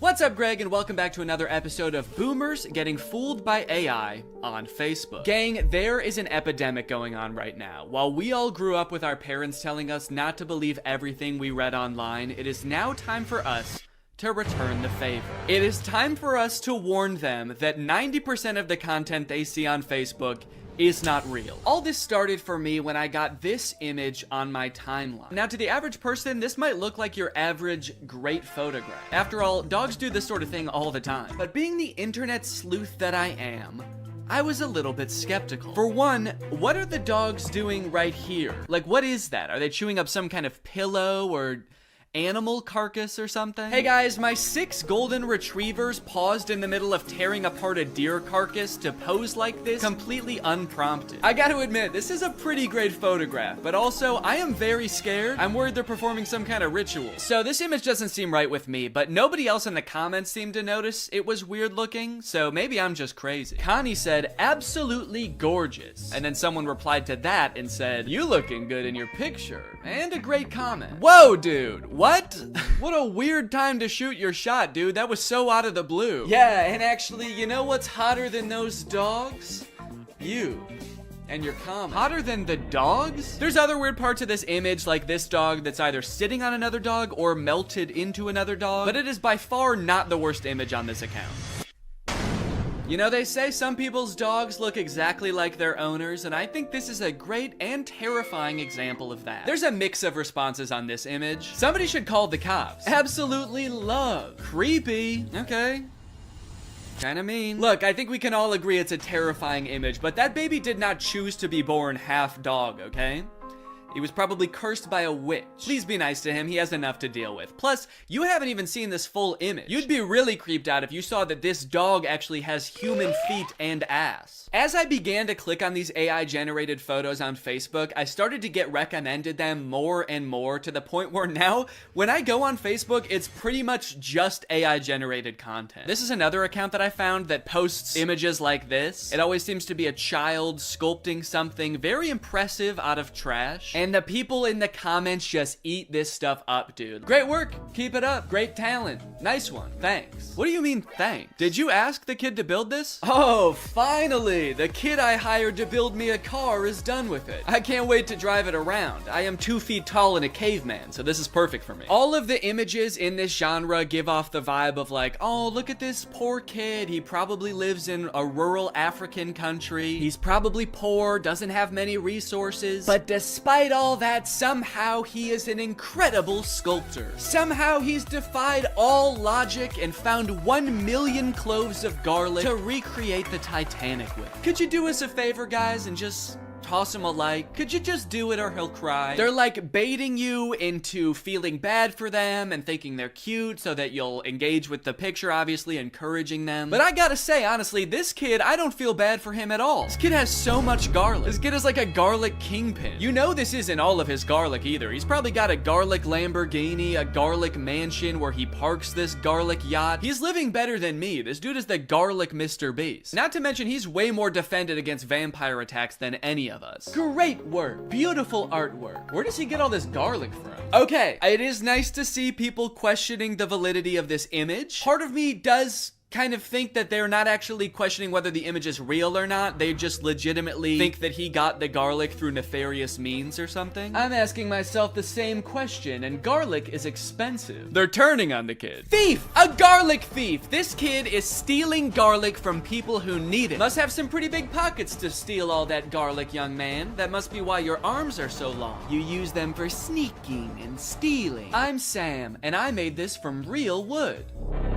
Great job, Sam. Totally normal house. Has all the features of a regular house. Nothing more and nothing less. Guys, toss Sam a like if you don't think his house is going to eat him. I'm trying to figure out what was happening here. How did the AI come up with this? Do you think the prompt was like kid standing in front of a little kid house? And the AI was like, little kid house, huh? Say no more, I know what that means. It's obviously a house with the soul of a small child imbued within it. It's beautiful and so well designed. Yeah, I mean, honestly, aside from the fact that there's no way to get in or out of the house, it's the most beautiful sentient house I've ever seen. I collected bananas to sculpt this bunny. And this person says, you know, you can eat them too. Those bananas you're using to sculpt the bunny, you might think that God just placed them here on Earth to sculpt with, but take off the outer peel and you'll be surprised. Now, I gotta say that usually I would agree with this person, but these bananas actually do not look edible. I don't know what's going on here, but these are not normal bananas. In fact, this whole thing kind of just looks like one mutated banana melted together. I don't even think this kid sculpted this. He just found a banana that already looked like a bunny. Wow, look at this kid. He sculpted Jesus sitting on a whale out of well, I'm not exactly sure what any of this is supposed to be. Are these diamonds? And then these are like, I don't know, these look like the containers that dishwasher pods come in. Very interesting material choices. Wow, look at this local impoverished child who made a Jesus sculpture out of only 1 million diamonds and other precious gems. Guys, toss him a like, he doesn't have much else. Made it with my own hands. And oh God, what a toll it took on this poor young child. He does not look so good, man. Made this with my own hands. And eyes. He took my fucking eyes! Now, all things considered, these images I've shown you so far are actually pretty tame, and the deeper and deeper you go into these accounts, the more insane they get. It's like they had a prompt that they used to generate the first few images, and then they just keep adding on to that prompt, making it longer and longer. But before I show you those images, I do want to take a moment to talk about today's sponsor, Opera.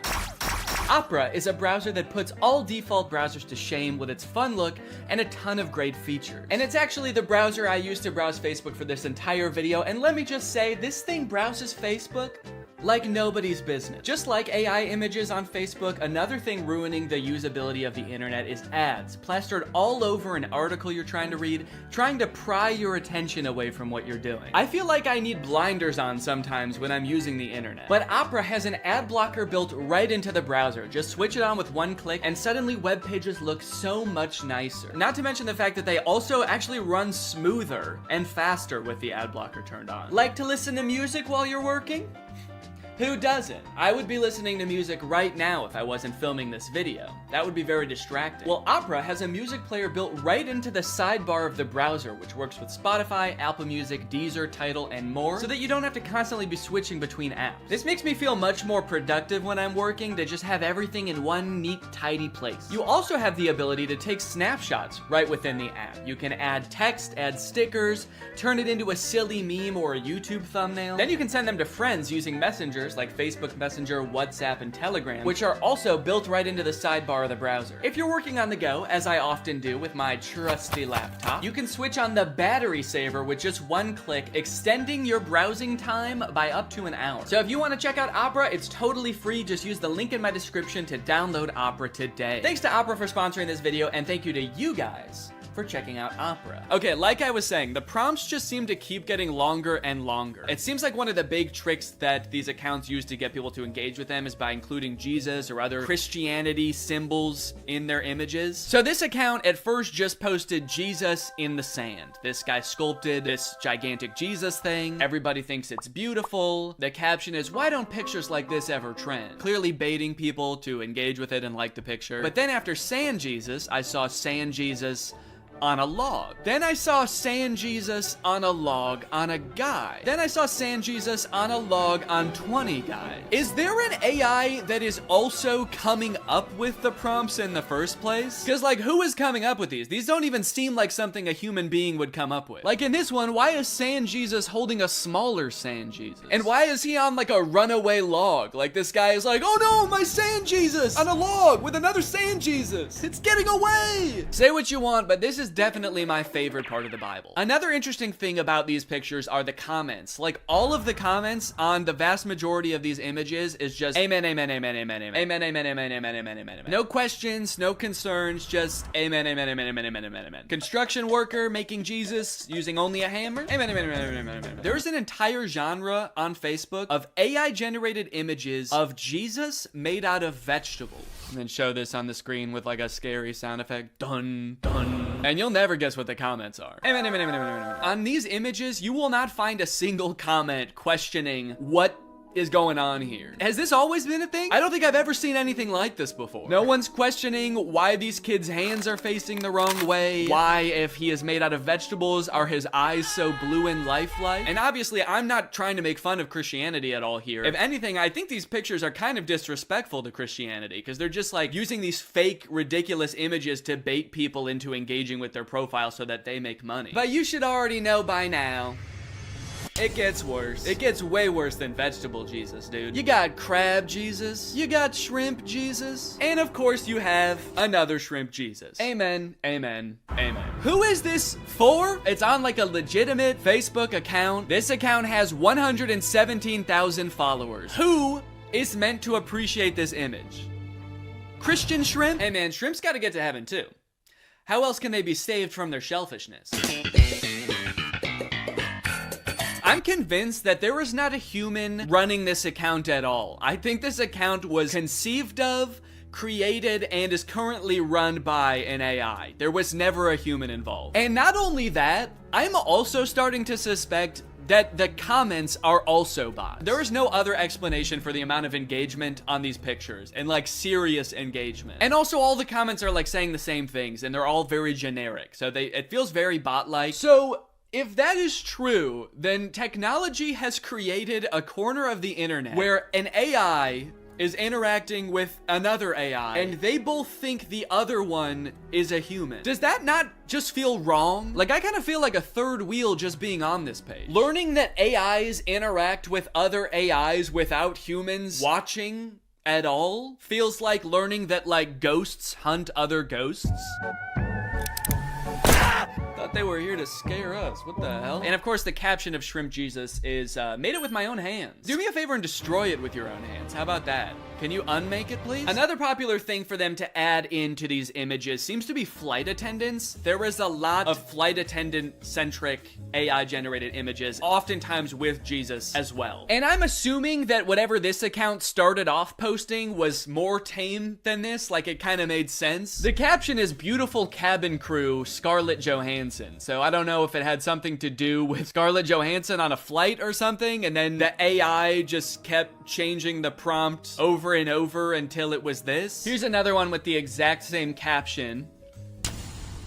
I like that a good amount of the comments on this one say good luck. Good luck, amen. Good luck, amen, ma'am. I have no fucking clue what's going on here, but good luck or congrats? I don't know, man. It's crazy how much these accounts post. If I just scroll through here, you can see these accounts post literally hundreds, if not thousands of times a day. Just post after post of nonsensical images. What is this? What is this supposed to be? And it's like, why? Do they make money from this? I've scrolled a lot through these types of pages and I've never seen like a sponsored post or anything. So it's not like they're doing ads for companies using the following that they've built with these pages. Because like, who would the ads even be targeted to? Christian Shrimp? After doing some research, I found this video that this guy made called Make Money Posting AI Art on Facebook Using Free Tools, where he basically explains that you can sign up for Facebook's monetization program and basically you get paid kind of like on YouTube based on how many views your image gets, and I think on Facebook it has something to do with how many likes. So some of these accounts might be making bank. Most people think that clickbait is some shady, taboo, weird kind of topic, when in fact, all it is trying to get a click. Yeah, guys, clickbait is not necessarily a bad thing, just as long as you're honest about what you're delivering. Anyway, let's go ahead and learn how to trick people into believing that fake images are real. Utilizing good images, ad headlines, and articles to drive people to relevant content that actually does talk about what the image or ad said in the first place. Yeah, but if the image is not real, then doesn't that make it impossible to deliver on the promise? Now, this guy does go on to say later in the video that you should make it clear when things are AI or not real. But after finding a bunch of these accounts, it doesn't seem like anyone using this method actually does that. I haven't seen one single image that has been like, by the way, this is AI and not real, so just saying now. Trick ya. Here's a different Facebook group that posts like beautiful mansions that all seem like they're AI generated. No disclosure anywhere that these images aren't real. Like being in a coffee mug. Love it. Huh. Yeah, there is something about this image that just looks like being in a coffee mug. Very insightful. Thank you. Either way, if this keeps up and this type of AI content invades all the other parts of the internet, it is just going to become completely unusable. I think Facebook and like every other social media platform needs to start training an AI that can detect AI generated content, so that it can like put a badge over all of these images to be like, hey, these aren't real, just, you know. Because so many people are so keen to try to use this to make money or create content for them that like, just imagine in a few years if every single tweet or TikTok is created by ChatGPT or Midjourney. That sounds like a nightmare. Also, AI uses images and videos on the internet to train itself. So if like most of the images and videos on the internet become AI generated, and a lot of them look as bad as the ones that we've seen, isn't the AI just gonna get worse and worse? If it thinks that that's what real life looks like, what is its bad replication of that gonna look like? After I watched that one video, I started looking through a bunch of other videos on how to make money using AI, and there's a bunch of other ones that I think people should know about. This dude's video is called I Got AI to Create My Facebook Ads in 10 Minutes. The first few ways that he shows are pretty tame. It's just like using AI to create product photos using an existing product that already exists. The AI is just being used to enhance the photo, like change the background. But this next one is crazy. We'll drop our product URL in here. Type in our target audience, which is females aged 18 to 45. And then we can hit next. And then it generated 2 ad copy examples that we can use. So he just gave this service the product description that he's trying to advertise. It came up with a script for him. And now it's going to use AI to have this random woman lip sync the AI generated dialogue. Spa day, meet the mocktail wash, my intimate savior and relaxation partner. I don't know who this woman is. I assume that she must have like licensed her likeness to this service. I hope she did. But even still, I feel like you have to be super careful as an actor if you're gonna be licensing your likeness to a service like this, because you could end up advertising anything, and that's kind of terrifying. Okay, here's another tutorial about a similar method. Today, I'm gonna show you how to make ads like this or this completely with AI, and what I'm about to show you is scary. It's crazy to acknowledge how scary a tool is, but then your first thought is like, well, how can I make money off of this? Top 10 scariest ways to make money. Number 1, fake AI ads. Let me go ahead and show you how to make them. What you're gonna wanna do is go to this website, and then click on new project. So he shows this ad for his website that sells licorice, which has gotta be like the most whimsical business idea I've ever heard of. But he reveals after the ad is done playing that like half of the people in this ad were AI. Or at least like the video was real, but their lips were AI and the dialogue was AI. Some of the creators in this ad are AI. Hey, entrepreneurs, have you ever wondered why testimonials like this work so well? How, like, it's because people assume that the people on their screen are real people talking about a product that they genuinely enjoy, thus giving the product more credibility and maybe generating fake videos of fake people endorsing your product who have never experienced your product because computers cannot eat licorice is maybe a little bit unethical? I'm kind of starting to think that this guy doesn't care, and that he thinks that we're all dumb. When we are speaking to people on the newsfeed, they are in their dumbest, most stupidest, dumbest state. Don't worry if you feel bad lying to people, guys.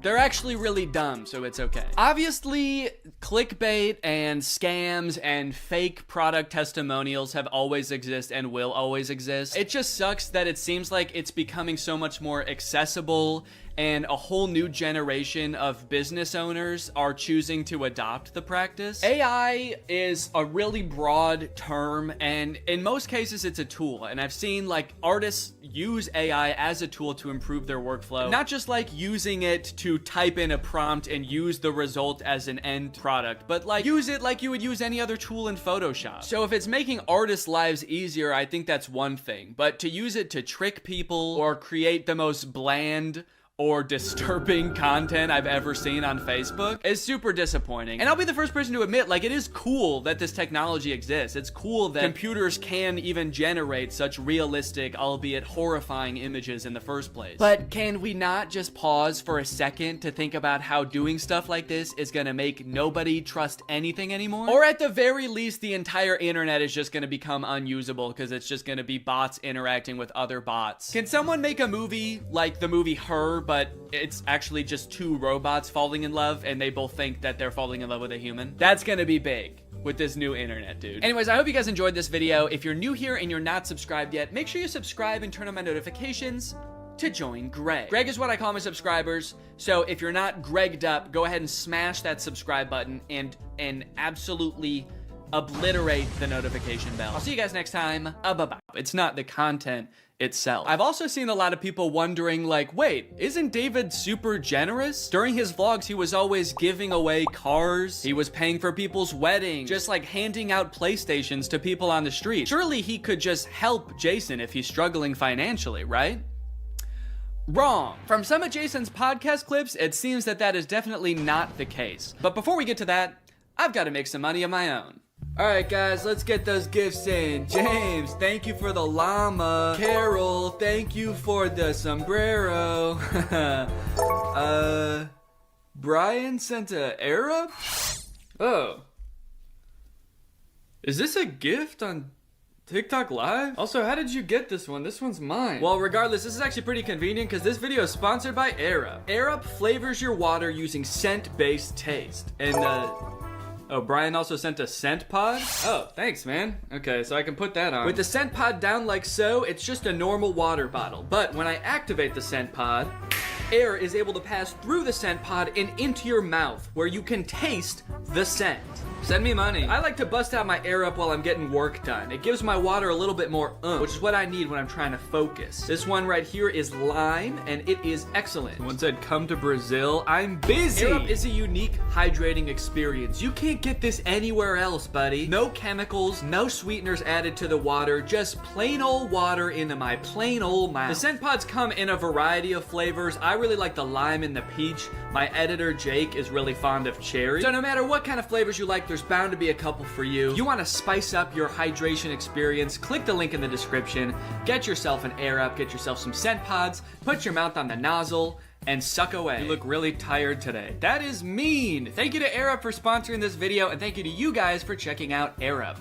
Now back to the video. About a month ago, when Jason was in the thick of his live streaming every day, he posted this podcast where he and a bunch of David's mutual friends talk about how different life is now that David's not vlogging anymore. But the thing is, like, David's in this, like, moment in his life. Yeah, where he can do anything. Where he just parties. Oh no, Jason. The look on your face, man. Jason's like, don't look bitter, don't look bitter, don't look bitter. Where he can do anything. Perfect. He can do whatever the fuck he wants now. He calls me to play pool. And I'm like, I gotta go live, and I don't expect him to understand that. You don't expect him to understand that you have to work to make money? You know he did that too, right? I wouldn't expect him to understand that, man. He hasn't had to work in, gosh, what is it, 2 years now? I hate to say it, Jason. I think he gets it. I just don't think he cares. Like, I'll say things like, I'm losing my house, and he'll be like, oh, but just come play pool. I just don't think he cares. Dude, Jason, haven't you learned anything from being friends with a popular YouTuber? You just told him you might lose your house, and he invites you over. You think he really wants to play pool, dude? He's probably gonna Mr. Beast you. He's probably inviting you over so he can, like, surprise you with a new house. He might make you do Squid Games for it, but you have a chance to win a new house. Maybe he'll give you a new car. Or, you know, surprise you with his new car like he did that one time. My surprise to you is that I'm buying myself a car. I know, right? That was cool. I will say it is interesting that David seemingly stopped doing the extravagant giveaways once he stopped doing the vlog. I wonder what the correlation there is. That's kind of weird. There was a great TikTok that he sent, which was like some guy. It's just the guy that has like a lot of money and can do anything all day. He's like, oh, Diplo's having a party tonight, and like and it's literally like things that David has said. David sent Jason a TikTok of a rich, out of touch guy being like, oh my god, dude, this is so me. Dude, look at this TikTok. This is so me. That moment when you're rich and you're partying with Diplo and you're talking about how much you hate Jason Nash and how poor Jason Nash is. Guys, comment below if you found this relatable. But if you think about it, though, from 18 to like what, 23, 24. Oh, he was hitting it. He never drank. I don't think he ever drank. Even when we would visit him, we'd be up till like midnight, just like watching the edits, just like. Wow, he worked hard for 5 years? Let the man party, dude. Please do not burden David's poor gentle soul with your financial woes. Just let the man play pool and play with him, for God's sake. I mean, look, I don't doubt that he worked hard. The dude posted 3 vlogs a week. I'm sure it was a lot of hard work, but you know who also worked hard? Everybody in his vlogs. I mean, that dude just said it himself. They all stayed up with him until midnight watching the edits to make sure they were good. This was a group endeavor. And I know what people say. They say like, well, David gave them the opportunities, you know? He didn't have to make them famous. Yeah, he kind of did. That was like the whole point of his vlogs, was his friends. David wasn't just making them famous because he was a good, generous guy. He was doing it because that's what was working. They made him famous as much as he made them famous. Now it's like the complete opposite. Everyone's like working, and here's him just like, hey, what are you doing tonight? And it's like a Tuesday night. Everyone's working. Yeah, man, that is kind of a crazy switch. Whereas before, David was working and everyone was helping him. Now everyone else is working, so naturally David is partying with Diplo. Naturally, a lot of the conversation around Jason's live streams has revolved around the confusion as to why he wouldn't just get like a normal job if he was strapped for cash, or if like the social media thing wasn't working out. Can someone make Jason Nash a fucking DoorDash account? People are wondering, why is he pursuing this career that is like universally seen as embarrassing or cringe rather than just getting a 9-to-5? And I totally get that criticism because I do love being a creator. I love getting to be my own boss. I love being creative on a daily basis, working with people that I'm really inspired by, entertaining people. But if this exact version of being a creator stopped being feasible, would I start doing GIF streams on TikTok? Hell no. And not even necessarily because it's like embarrassing or cringe. It's just that like what I enjoy about being a creator, that does not accomplish. There's no being creative. There's no entertaining people. At a certain point, you like strip out all of the fun parts of the career and you just have only the most superficial parts of it left. Just money and fame. So no, if like this YouTube channel didn't work out anymore, there's a billion other things I would rather do that would be more enticing to me than like GIF streaming on Twitch. But maybe Jason likes it. He doesn't look like he does, but maybe he does. On the other hand, I could say that Jason is also older. He's lived a lot more life, he's had a lot more experience, and his career in the entertainment industry has gone through a lot more ups and downs than mine has. From what I can tell, Jason has been a stand-up comedian, he's been in TV shows, he's been a podcaster, a Viner, and a Vlog Squad member, and now a TikTok live gift battler. Between all of those seasons of his life, I'm sure there was downtime where he could have thought, oh, maybe this isn't for me, I'm gonna get up and go get a normal job. And then, lo and behold, the next opportunity comes along. So in some sense, I do understand if Jason's mentality is like, maybe I'm just gonna do this for a little while until I get my next thing off the ground. And I know that when I started Vine, people said the same thing to me. They're like, what are you doing? Why are you doing Vine? You know? And I was like, okay, this is what I'm doing. And then I did YouTube and people were like, why are you doing YouTube? And I feel like when you're first to something, that can really pan out. Yeah, I do get what you're saying, but also I don't know if this is the same as Vine and YouTube. Saying he's the first to this new thing like TikTok gift battling is gonna be the next big thing is very worrying to me. Please don't make that the next big thing, guys. On top of all that, there is this sort of like gamification in your head that happens when you're a content creator. Because so much of it is like numbers based, you're always looking at your analytics, hoping your numbers go up. It becomes kind of a game in your head to see if you can do better than you did last month or last year. Because of that, I feel like in a lot of content creators' heads, quitting or pursuing a different career path is seen as like losing the game, even if it's subconscious. That being said, I don't think that's a healthy way to look at it, and I would encourage people who are pursuing being a creator to find other passions that, you know, if this didn't work out, you could pursue that instead, because I think just clinging to relevancy for relevancy's sake is not a good thing. But why try to guess what Jason's thinking when someone literally asked him on his own podcast why he doesn't just get a job? This isn't me saying this as a negative thing. Yes, I'm yes, just no, totally address it, asking. please. Yeah. Why don't I get a real job? No, I know why you do it. Yeah. But like... No, man, I know why you do it. It's pretty clear to me.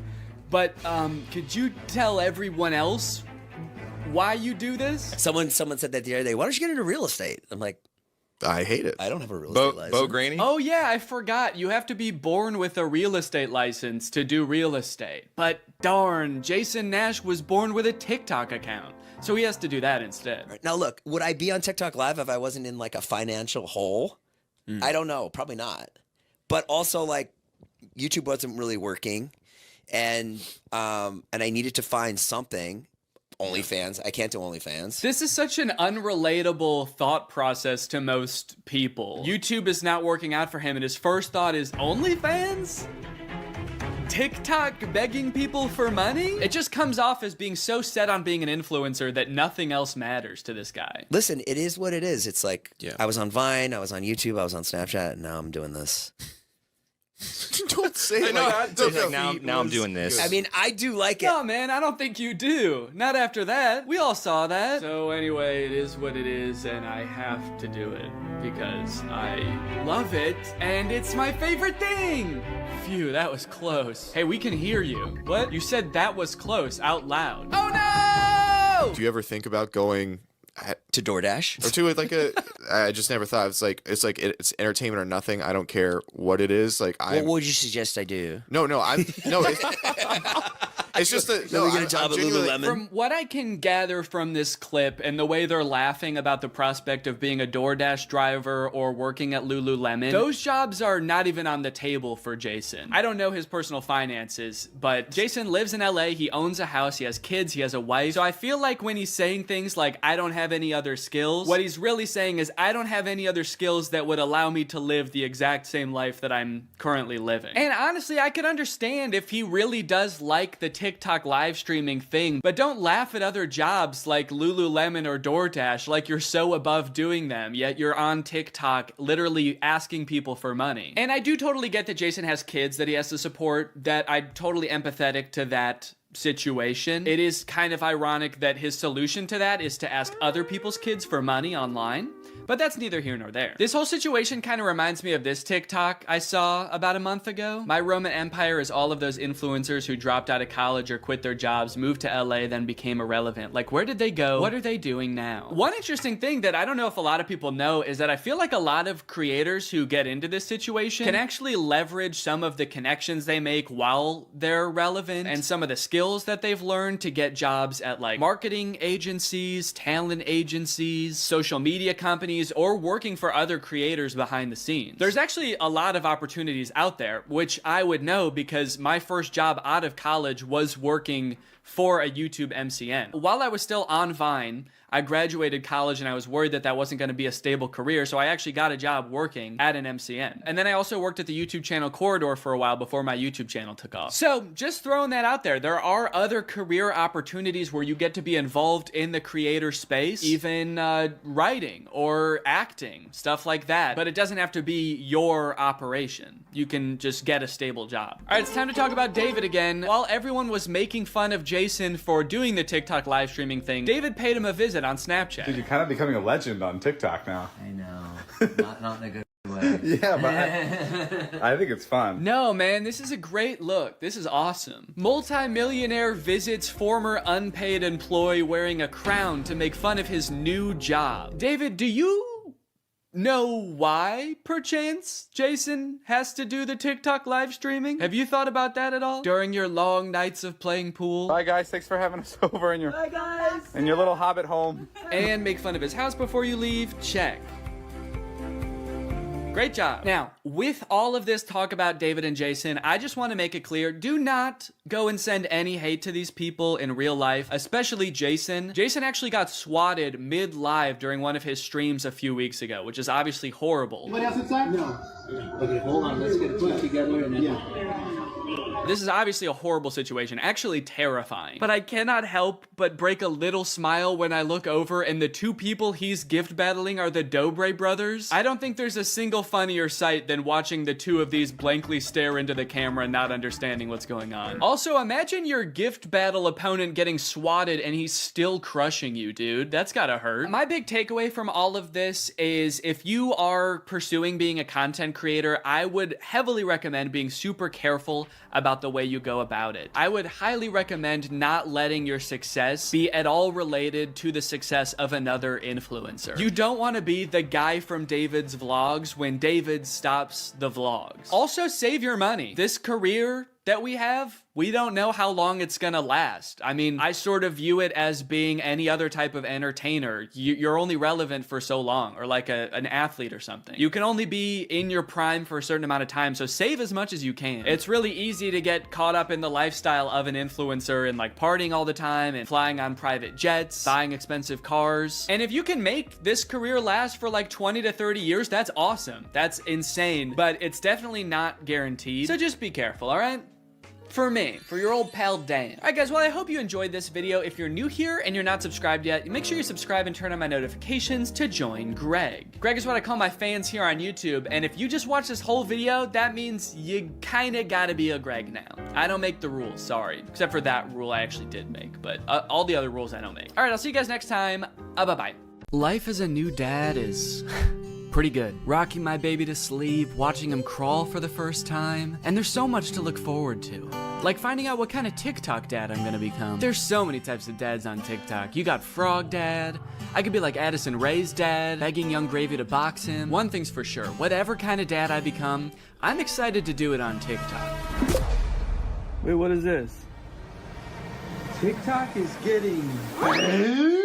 Guys, TikTok might get deleted in the US forever in a few months, so I either need to move countries or fulfill my dream of becoming a TikTok dad now. Luckily, over the years, I've gathered a pretty choice list of dad talks, and today I'm going to watch them and then I'm going to become them by recreating them. So let's take another look at that Addison Rae's dad TikTok. Can I get a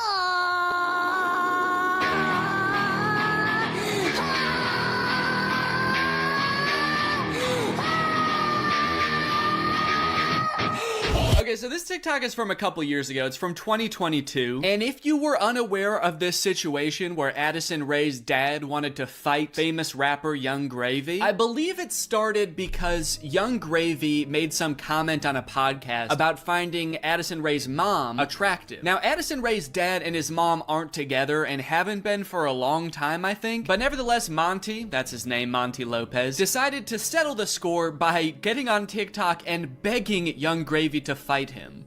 Can we meet now? Like today, it's August 9th, 2022. I'm ready and I bet you're not. Only a boxing match. Do you have what it takes? Please, I'm begging you, Young Gravy, fight me, please. I'll let you win. I don't care. You can bring a gun. Just don't kiss her. Also, because of the UMG thing that happened recently where they removed all their music from TikTok, this TikTok is completely silent. I'm guessing it had more of a badass vibe to it when it actually had music, but now it's just kind of sad. But to be fair to Monty, that TikTok was like 2 years ago. The beef has since been resolved, I think, or Monty just realized that Young Gravy was never going to respond to him, so he stopped trying. But let's see what Monty's up to now. What's going on, everybody? Happy holidays. We got some real funny videos that I'm about to show you. Let me know in the comments below which you want to think is funny. Cool, man. Yeah, those are some pretty funny videos. Did you steal them, Monty? Did you steal the videos? Bad, Monty. I like that Monty is compensating for his old videos having no music by putting 3 times as much music as is necessary in this video. I don't really think that this exact genre of TikTok speaks to me. I don't really know if I want to become like the content stealing kind of guy on TikTok. Hey guys, check out this crazy clip I just saw. You're gonna want to buckle in. This is 3 hours long. I should give Addison Rae's dad type dad a shot though, so I'm gonna be recreating that first TikTok. Okay, so I was trying to think of who it would be funny for me to be trying to fight in this video. My first thought, for some reason, was Joe Biden, but I feel like if I posted a shirtless video of me screaming and begging Joe Biden to fight me, I would be investigated by the FBI, the CIA, trying to think of any other 3-letter acronyms, AJR maybe. So I'm not gonna do that. Maybe it would make more sense if I just challenged someone who already does influencer boxing, like Jake Paul. I could make this same kind of shirtless screaming video, begging Jake Paul to fight me. I can't just stop there because Monty didn't stop there. Oh no, no, no. He challenged him, he begged him, he asked him to come to his house right now, and then he also pivoted to just posting silly videos on his page. So I'm gonna try to encapsulate all of that into one video. I also noticed in this video when he stands up, it like, well, one, it says run white boy run at the bottom, and then it also reveals that he has a tummy tattoo. So I don't know if I should incorporate that somehow, like when I stand up there's a funny tattoo on my tummy. Maybe it's just a heart that says Jake in the middle. Because I want you to get the vibe from this that I just want to hang out with Jake so bad. I don't care if he's beating the shit out of me or if he's just coming over to help me water my garden. It's actually kind of hard to write this upside down, but hopefully I'm doing this correctly. Can you even see it in the camera? Can you see the Jake? There's an effect on it. Should I use that effect? Gym light? That's kind of menacing. What other effect could I use? No, okay. Let's just do no filter or nothing. Can I get I didn't like filming that at all. Actually, I hate that. I'm gonna put my shirt back on. Yeah, sorry, I hated that. I'm gonna keep my shirt on, actually. I thought I was gonna do it with my shirt off, man, but I can't do it. I just can't see myself convulsing shirtless like that. I don't even think I want it on the internet, to be honest. I don't want it. Nobody should see that. So it's gone now. I'm just gonna have to live with Jake tattooed on my tummy, and that's just gonna be a secret between me and you guys. Nobody's gonna know that happened. Okay, let's try again. Shirt mode activated. It's hard to press the start button the way I have my phone propped up. The keyboard's kind of in the way here. There we go. Okay, shit. God damn it. Can I get That might have been pretty good. I am picking up my phone at the beginning, but I think I went menace mode for sure. Actually, the beginning where I prop my phone up adds some kind of authenticity to it in a way. I don't know if it's like a millennial pause or kind of makes it seem like this video was totally off the cuff. Like I wasn't even planning on recording this. I'm just setting my phone up because I'm getting so pissed off. Well, I guess I'll just finish her up then. Oh, there's still sound. Can I make the sound stop now? Please? Okay, I guess I can't. So is it just gonna be that then? That's not good. That's not funny. That's just weird. That's just me straight up asking Jake to fight. Okay. Maybe I can record it in my camera roll and then add it in the editor. Hey Jake, I just wanted to say, I didn't mean what I said back there. I don't think you're a baby. I think you're awesome. And we don't have to fight. We could just hang out sometime if you want to. Anyway, here's a funny video I found. Okay, now I have to actually find a funny video and add it in here somehow. Funny video I found. Hell yeah. Can I get a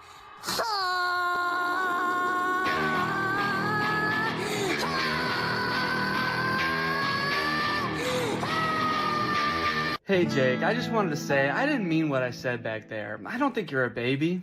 I think you're awesome. And we don't have to fight. We could just hang out sometime if you want to. Anyway, here's a funny video I found. Yeah, I think it's perfect. And I think it's ready to post, and I'm not worried at all about what people will think when I post this. So I think after I create all the TikToks, we can take a look at some of the responses to them. Okay, next TikTok. My daughter being in a toxic relationship. Hashtag POV, a pack sticks up for each other. One of my favorite things about this TikTok is how many people show up. I thought it was just gonna be the dad at first, but then more and more characters keep coming in. It kind of makes the dad seem a little less badass. Like, no wonder the boyfriend's scared. He is severely outnumbered. I also love how the uncle comes into frame by touching the brother's shoulder, but it's obviously just his own hand touching his own shoulder. You know you're in for trouble when you feel your uncle tap your shoulder. You know how uncles do? Now, the weird thing about this one is that I actually don't know if this guy has kids. I actually don't think he does, but I do still think that there's something we can take away from this video. The whole concept of a pack sticking together. Oh, are they wolves? Oh, I think they're werewolves, and that's why it says a pack sticks up for each other. And that's why all their eyes turn blue, this horrifying shade of blue, and the dad has on a wolf necklace. So they must be wolves. They've got wolf eyes. Wolves have blue eyes, right? Oh, wait. They don't. Wolves have brown eyes, it looks like. I must be thinking of huskies. Oh yeah, huskies have blue eyes. Are they huskies? Leave her alone, buddy. Unless you want to get strapped to a sled and pulled very fast over a great distance. If this happened in real life, do you think that the boyfriend would even hear the dad? He's screaming and the dad is whispering. He has a few other TikToks where he plays the role of a dad navigating a kind of tricky situation with his daughter. So I guess this genre is just fantasizing about having like a teenage child and something awkward or scary happening with that child. And also you have to look really badass and you do have to be part dog. Got it, can do. Before I film this one, I actually have a much more important POV I need to film first. POV, that moment when you're sponsored by Opera. Opera makes other browsers look like that evil boy in that last TikTok. All alone and useless. Meanwhile, Opera looks like the family because Opera has so many useful features built in that it's so much more than just a browser. You've got Aria, Opera's native browser AI, which lets you get clear answers instantly. Highlight any term on the web and ask Aria to explain it. The great thing is Aria is connected to the web and can provide real-time information, unlike a lot of other AI models. Tab islands are huge for helping me stay organized while I'm working on a video. If I have several TikToks open, a couple of Google Docs, email, I can collapse them into context-based groups automatically.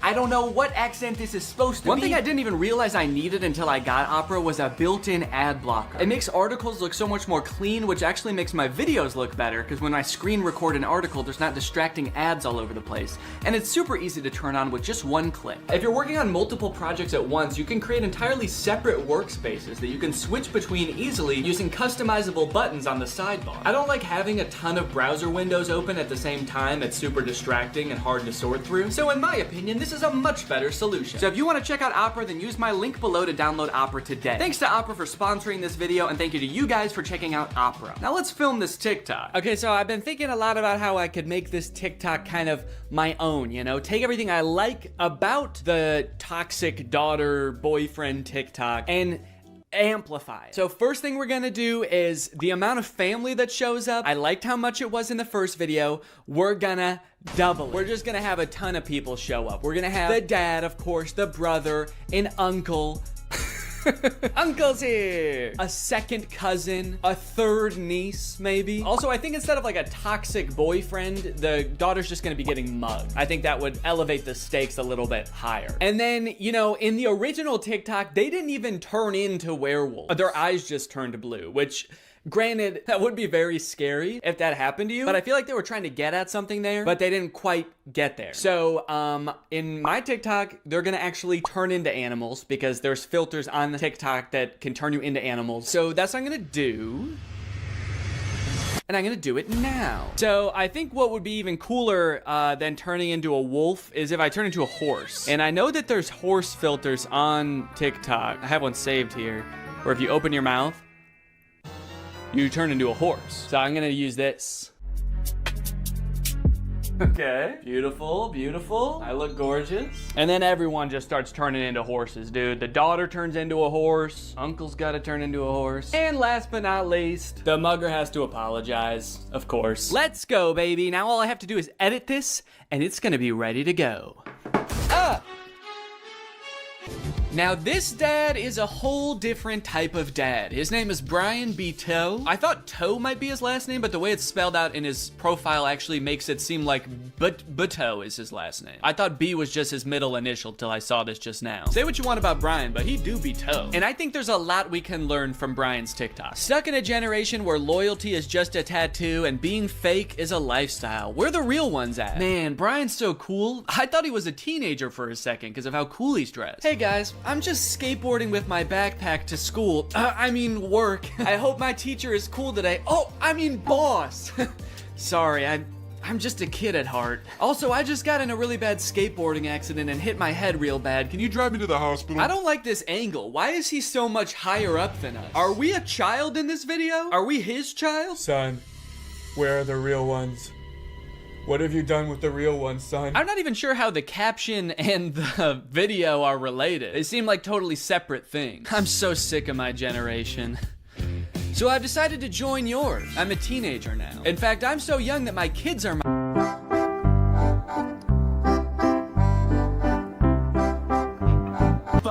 All right. Now, obviously, I don't like this video. I don't like it one bit. But I'm mature enough to realize that I'm not the target demographic for this video. This video is for MILFs. 'Cause you a MILF. And I'm not a MILF. I'm at most a dill. I'm just a dad you would like. And the MILFs in the comments are loving it. Yes, you still got it. Where you been all my life? Damn, my kind of guy. More power to him, I guess. The one thing that I can't get over is the setting in which he's making this video. Are you in public? It looks like he's just in the lobby of a hotel making the absolute thirstiest video I've ever seen. You need to get to your room ASAP, dude. You are too horny to be in public. I like this guy in the background. The second he realizes he's in this video, he steps out of frame because he's like, oop, I can't be in this. Oop, get me out of here. This guy's too horny. The caption is still got it, which is a little confusing to me because usually you would say that about something you used to do when you were young. Brian, did you used to do this when you were young? They didn't have iPhones back then. Who were you doing this to, man? The reason so many people are single and not in relationships today is because we're looking for that 90s love in a 2023's hookup culture. Tell me I'm wrong. Yeah, man, that's fine. Where are you? What's going on in the background here? I'm looking for that 90s love. The kind of girl that doesn't just want to hook up, but wants to go on a date to the giant dirt pile in town. I love that dirt pile.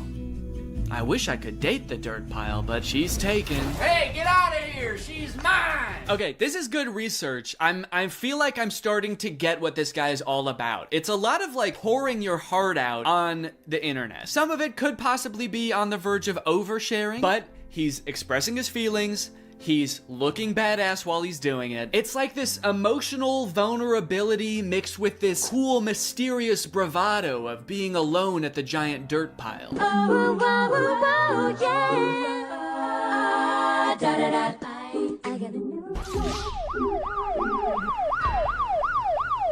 Okay, no, that's cool, man. Look, I obviously think that, you know, that's kind of a scary joke to make, but again, this video isn't for me. Oh, oh God, Brian, the MILFs aren't liking it either. This guy is not funny. My first reaction, ew. Brian, you're scaring the MILFs, man. So I'm unaware of any gigantic piles of dirt near where I live. If there are any, I guess I'm just not cool enough to know where they are. So I'm here at the woods. Figured that would be an equally strange location to film this TikTok. So we've got strange location, the woods. We're going to have sort of a nostalgic / oversharing caption, Which I'm still not sure what that's gonna be yet, but I can just figure that out while I'm editing it. I don't have to do that now. It doesn't have to have anything to do with the video, which is good. And then I also have to appeal to the youth. I have to try to make myself seem like a kid, which usually I'm not very good at, but I went to Walmart and I went to the kids section and I found some stuff that I think is gonna do the trick. Brian had a skateboard in his video, and so I bought a scooter. They didn't have any skateboards. I don't know if this is maybe a little bit too young for the demographic I'm trying to reach, but the box said ages 2 to 5. So I'm just gonna sort of pretend to be shredding it up out here at the beginning of the TikTok. By the way, I am like 75% sure that there's poison ivy under my feet right now that I'm very much trying to avoid. And I think I have, but my legs just feel itchy even just being near it. This was actually a horrible idea. Anyway, the hat. It says Fortnite on it. Can you see that? It says Fortnite on it. I found it at Walmart in the little boys section and I thought, oh my gosh, this is perfect. This is gonna appeal to all the kids. So I've got my scooter, I've got my Fortnite, and I'm ready to have some fun. Let's film a TikTok. Okay, I think I'll just pretend to be ripping it up over here and then I walk towards the camera, all cool. I for sure stepped in the poison ivy that time. Very cool. Why does this hat make me look like a pilgrim? It's like such a flat brim hat that it's gone past looking cool and gone towards looking like a full-on pilgrim hat. I am a Fortnite pilgrim.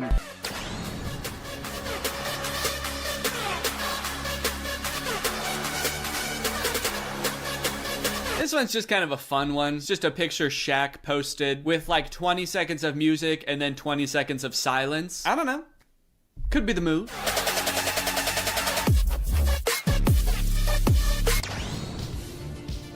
All right, this TikTok is by a dad by the name of My Life, not yours. So in case you were confused, this isn't you.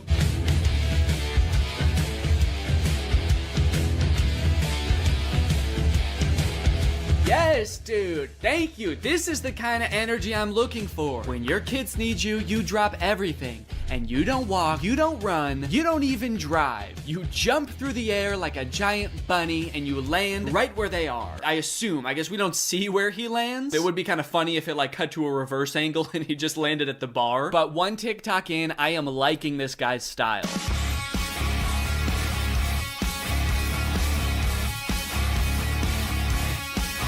So I guess the way I describe this dad is like action hero dad, mystical sorcerer dad. Either way, he's killing it, and I really like his vibe. He's always getting himself into insane situations like this one. Happy Easter, everyone. Something so funny about how nonchalantly he says Happy Easter and then teleports himself into the UFO and kamikazes himself. Like, did he know that was gonna happen? Based on how chill he was, I kind of feel like he didn't. Happy Easter, guys.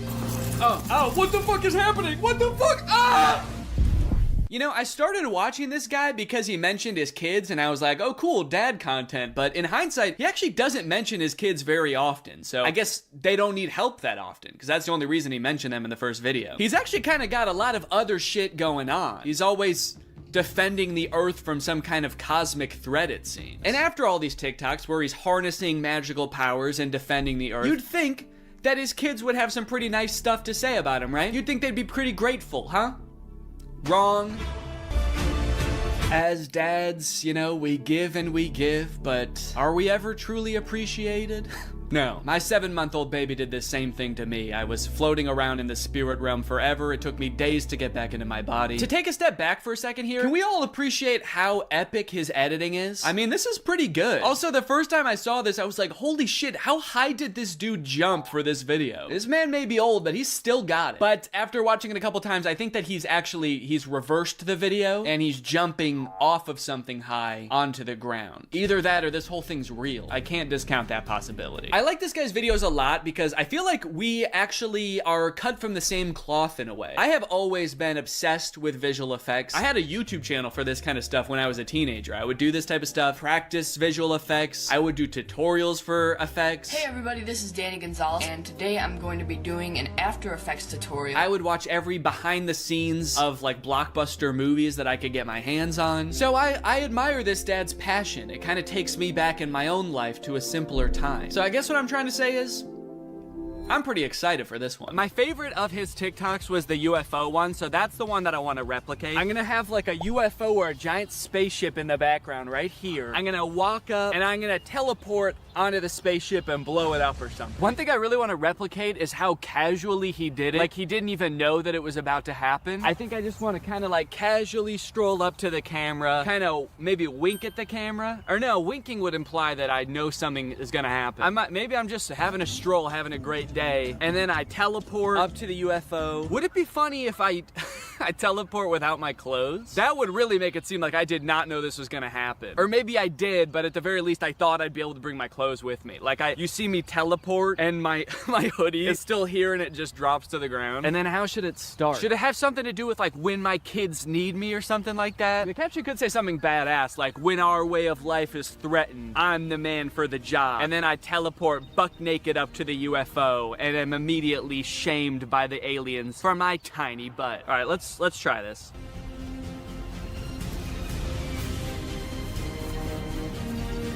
Okay, and then I'm gonna take off my hoodie, put it right where I was, and then drop it. Okay. There was a person walking by while I was doing that. What do you think she thought? What sense could that possibly make to the average person? Maybe she knew what I was up to. She did look kind of older. Maybe she has a husband that does this kind of thing. All right, well, I'm happy with that. Also, I want to go home.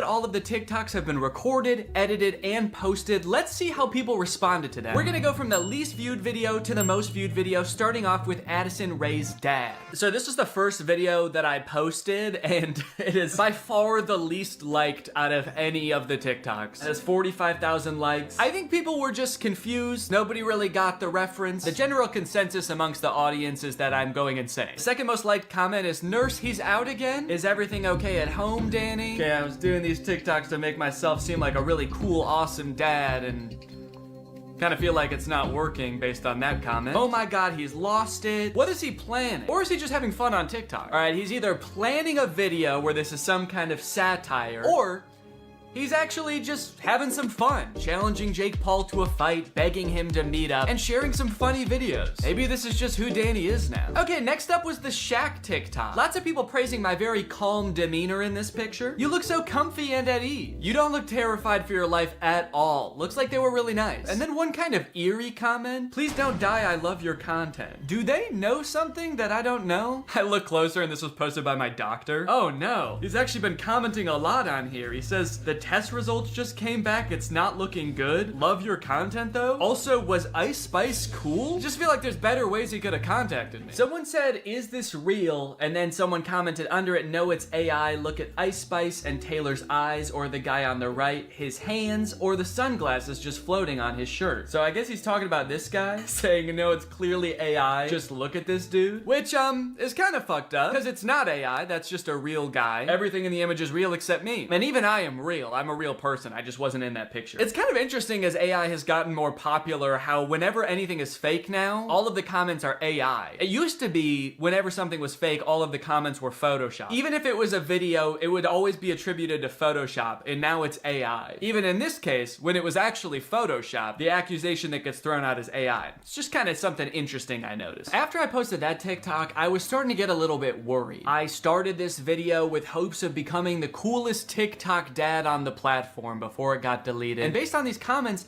I was beginning to worry that being a good dad didn't have anything to do with TikToks or Ice Spice. But don't worry, the comments on this UFO video fixed all of that. Thank you, Danny, we all say in unison. A modern Shakespeare brought tears to my eyes. I saw this on the news, so heartbreaking. Thank you for saving our children, Danny. Wow, this gave me chills. The things we'll do to protect our children. I mean, I don't exactly know what you did in this video, but thank you for doing it. You definitely did something to protect our children, I think. I would unironically watch this as a movie. Yeah, this TikTok was good, but I just wish it took 2 hours. Oh, Danny, where do I even begin? You are the light to my world. You are the sunshine, Danny, my only sunshine. You make me happy when skies are gray. You'll never know, dear, how much I love you. Can't talk, saving the world.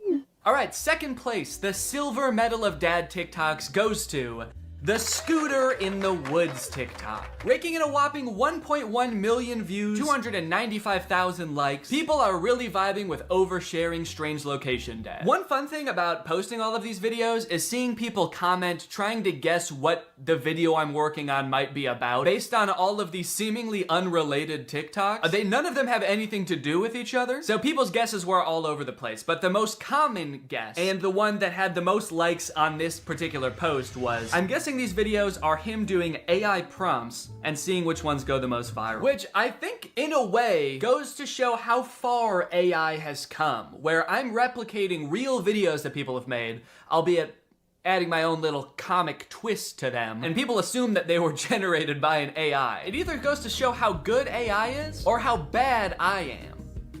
Either one. Someone said, too creeped out by Danny's facial expressions to even read the words. That's right, baby, that's my whole plan. I creep you out so much with my facial expressions that you don't even get a chance to notice I just admitted to burying someone in the woods. And finally, my most popular TikTok with 1.6 million views, POV Dad. With such praise as, this has to be for a video, and Danny, this is brain rot. You know, as a father, it's really important to me to have a positive impact on the minds of the next generation, so it means a lot to me that you would say that. Wonder what the new video is gonna be. What, a guy can't just fantasize about his imaginary daughter getting mugged and then his ragtag family coming to her rescue without people getting suspicious? I think that really says something about society today, and as soon as I figure out what it says, I'm gonna be pissed. Look, at the end of the day, we can laugh and giggle at all of these TikToks, but I think it's important what I learned from all of this, which is nothing. But you know what? I love being a dad. It is the best part of my life. I love it so much. And being a dad is an important job. And if you're a dad and you're working hard to give your kids a good life, there's nothing wrong with getting online every once in a while and posting a silly video or two. Sometimes you just gotta post on TikTok to take the edge off, baby. So here's to all the dads out there. I will toast my Dr. Pepper Zero to you. Clink! Alright, well thank you guys for watching this video. I hope you enjoyed it. If you're new here and you're not subscribed yet, make sure you subscribe and turn on my notifications to join Greg. I'll see you guys next time. Bye-bye. Stealing content. When is it okay? When is it just inspiration? When is it just hopping on a trend that everybody's doing? When is it not okay? Is there a gray area in between? What about this guy? You cannot make this up. You cannot make this up. You can't make this up. He's stealing the same intro over and over from himself.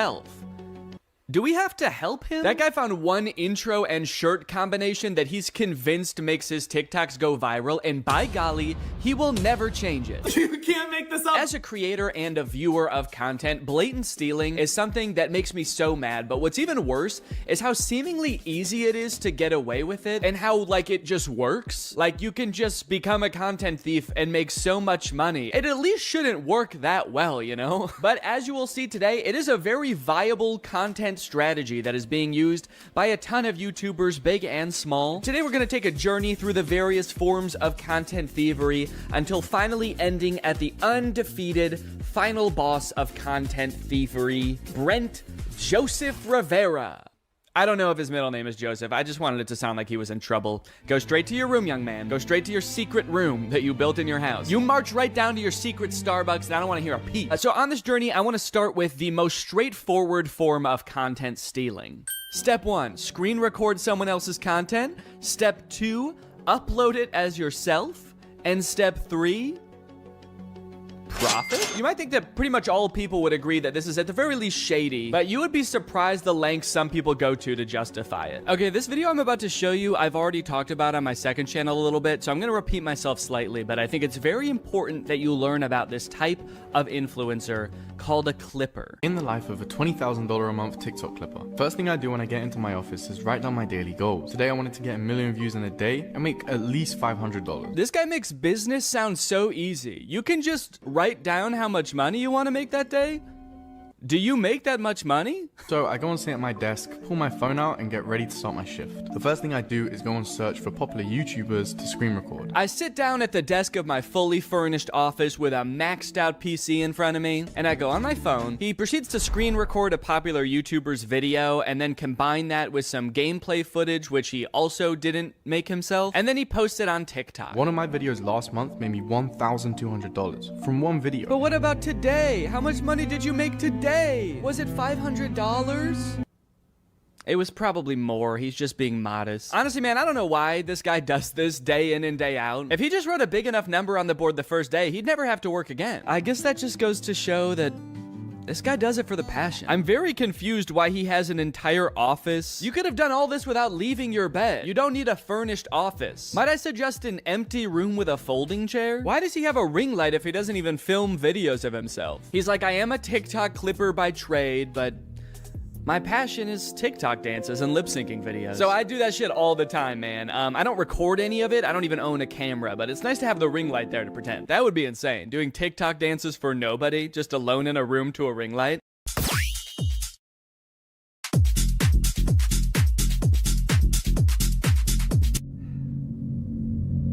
Anyway, gotta get back to clipping. Now, before we go and call this guy lazy or uncreative, I do think it's important to note this guy actually does make original content. He makes TikToks and he does use a little bit of AI, but at least he's not stealing from another creator. So maybe we should check that out before we judge. POV, you're a TikTok clipper making $20,000 a month using just his phone. First thing I did today was go and take a look at the view because I've decided to wake up in Malaysia just because I can. After going into the bathroom, completing my daily routine, I put my shoes down and I get ready to head out the door. I wanted to go check out some of Malaysia and kind of see what it has to offer, so I had a look around the hotel just to see what I could find. The views around here are insane, and they even had a pool on the roof, but the heights made me start feeling a little bit sick, so I decided to go back to my room and get ready to start my shift. Okay, this whole video is like a minute long, and this whole section is all before he shows the content that he's making. A lot of these kind of digital nomad types pick jobs where they don't have to do too much work and they earn passive income so that they can travel the world, experience life. It sounds pretty fun. But I feel like from this video, this guy like hasn't figured out how to do that yet. He's like, okay guys, here's my life as a content clipper. I get up, I go to the bathroom, then I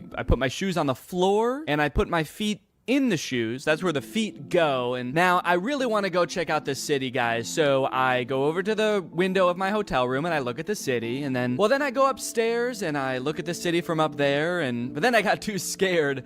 So I went back downstairs and I looked at the city from my window again. Create a ChatGPT story. First prompt I put in is I tell it to generate me an Asian baby. After it does that, I ask it to make it eat rice. Wait. Then after 3 simple and easy clicks, I press generate video and the whole video is made for me with voice actors. Yours should look something like this. Show me an Asian baby. Make it eat rice. Mine should look like that?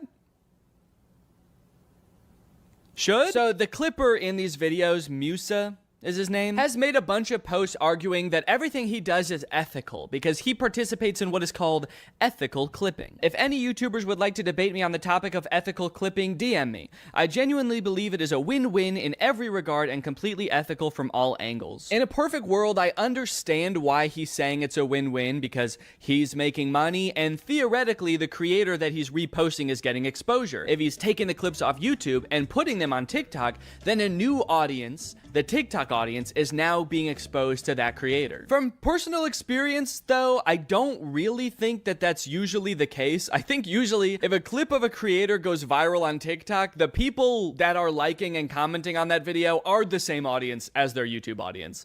They're just seeing the content again. So while he thinks of himself as sort of advertising for that creator, it's more like he's selling counterfeit merch. The community notes on Twitter was quick to point out that this is intellectual property theft. And so this whole operation is not so much a career as it is a crime. From what I can tell, this doesn't really make a huge difference either way. I more so have a problem with how lazy a form of content creation this is. But I think the weirdest example of this has gotta be Jason Derulo. Yeah, like from the song.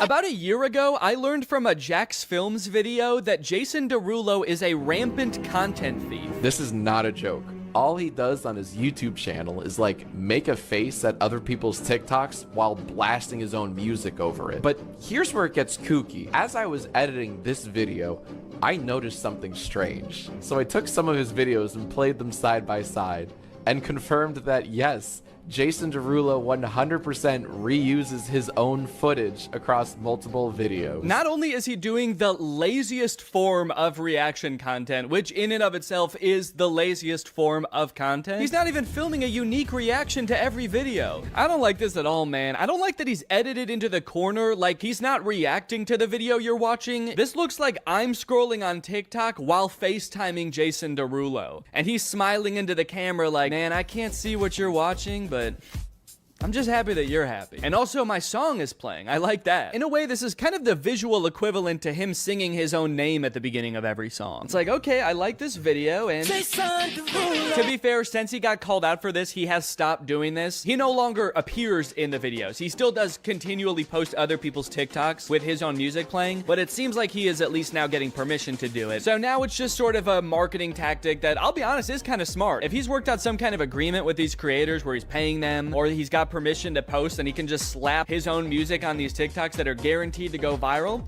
it's a decent marketing strategy. Then again, maybe an even better way to get people to listen to his music would be to make better music. Let's go. That's a zinger, baby. Add another zinger to the zinger counter. I still got it. I still got it. Danny still got it. Okay, the end. Okay, so sure, that's bad, copying from other content creators, but what if we don't copy from another human being? What if we copy from a computer? Well, that sounds to me like it would make some pretty good content. We should make kids watch it. Take it away, Danny. Oh, sorry, regular Danny couldn't be here, so he sent me instead. I'm AI Danny. I'm an AI version of Danny, so I'm pretty much exactly the same as him in every way, except I don't have a soul. So it technically wouldn't be immoral to murder me. Real Danny wanted me to start this video off by showing you a video that he apparently made for his son. He made him a little kids animation. Now, this took a ton of hours of painstaking hand animation. He produced the song himself, and so he just wanted to share this with you guys to start off. Are you ready? Let's go. First stop, the apple orchard. This is Annie the apple. You guys like it? All right, I tricked you guys. Regular Danny didn't really make that video. It was actually written and created totally by AI. Isn't that hard to believe? What you just watched was the end product of a tutorial that there's a bunch of on YouTube right now. Create faceless kids animation YouTube educational videos in minutes with Canva and AI. How I make faceless kids songs using AI in under 20 minutes. I love how all the titles emphasize faceless. For a kids animation song, that feels like it goes without saying. Like in this tutorial, she's making a song about animated dogs, little corgis up on the couch. Are there methods of doing this where I might accidentally show up in the video? 3 little dogs sitting on the couch.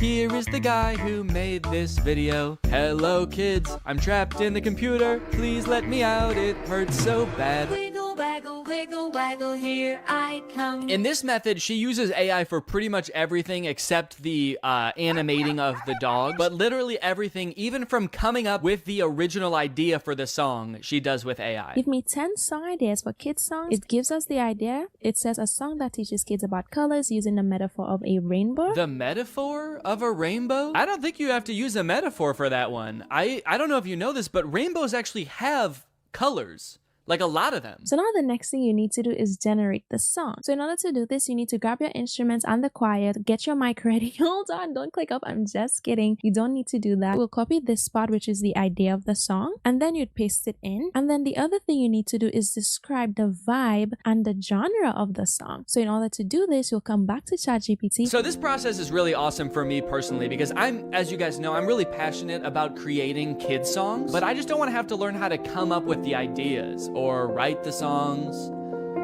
or make them. Would you guys say this is a good career fit for me? Take a listen to the first one. There's one little puppy sitting on the couch.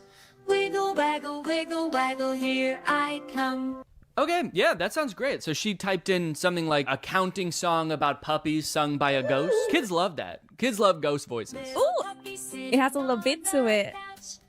Ooh, it's got a little beat to it.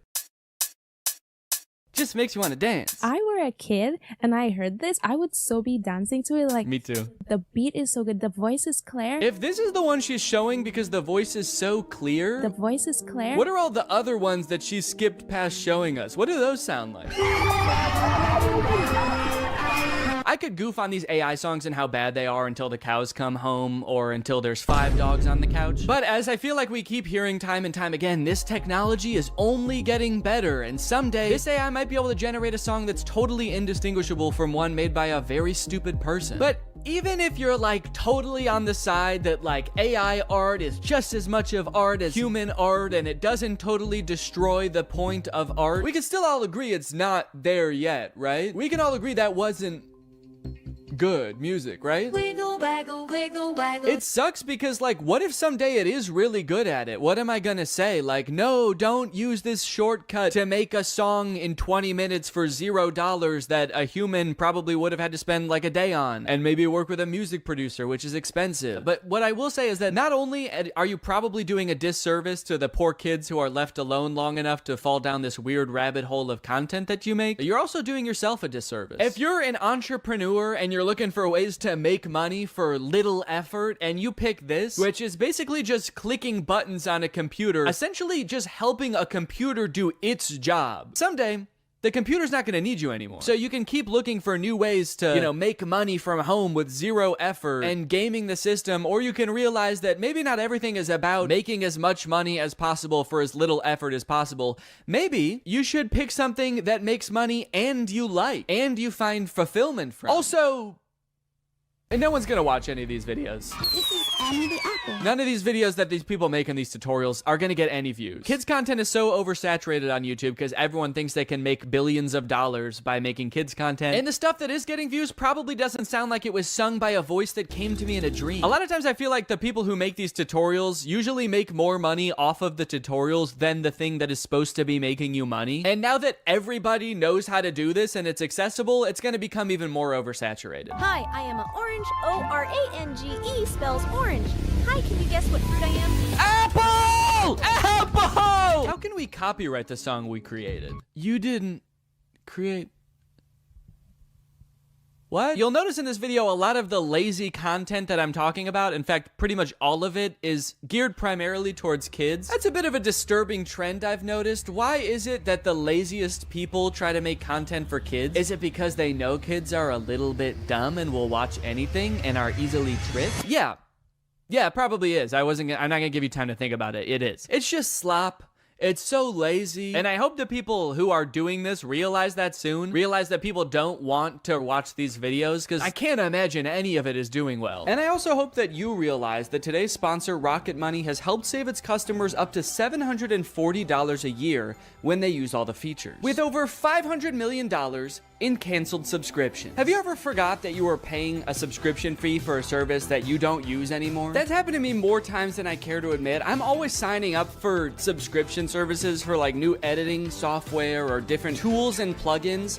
And I don't know why I'm like addicted to it. I'm just kind of addicted to the thrill of paying $30 a month to do something that sure I could have done in Final Cut Pro, but would have taken a couple extra steps. But luckily today's sponsor, Rocket Money, is here to help me and you, and also real Danny, that's right, I'm still AI Danny, I didn't forget that. Rocket Money is a personal finance app that helps you cancel subscriptions, lower bills, and manage your own money better. I've used Rocket Money to help me cancel several subscriptions, most recently the suite of plugins in Final Cut that I used once and then never again. It takes the brain work out of it because Rocket Money safely and securely identifies reoccurring charges and cancels unwanted subscriptions for you. The best part is that you can cancel right within the Rocket Money app. You don't need to call customer service for this random software you downloaded. You don't need to jump through all their hoops of answering surveys. I also love that I can create budgets within Rocket Money. Rocket Money analyzes your spending habits to create a personal budget for you. It automatically monitors spending by category. So if you're spending a little bit too much money going out one month, Rocket Money can send you a notification letting you know. So to save more and spend less, join the over 5 million Rocket Money members today. Go to rocketmoney.com/Danny or click the link in the description to get started today for free. And you can unlock even more features with premium. That's rocketmoney.com/Danny to get started for free. Thanks to Rocket Money for sponsoring this video,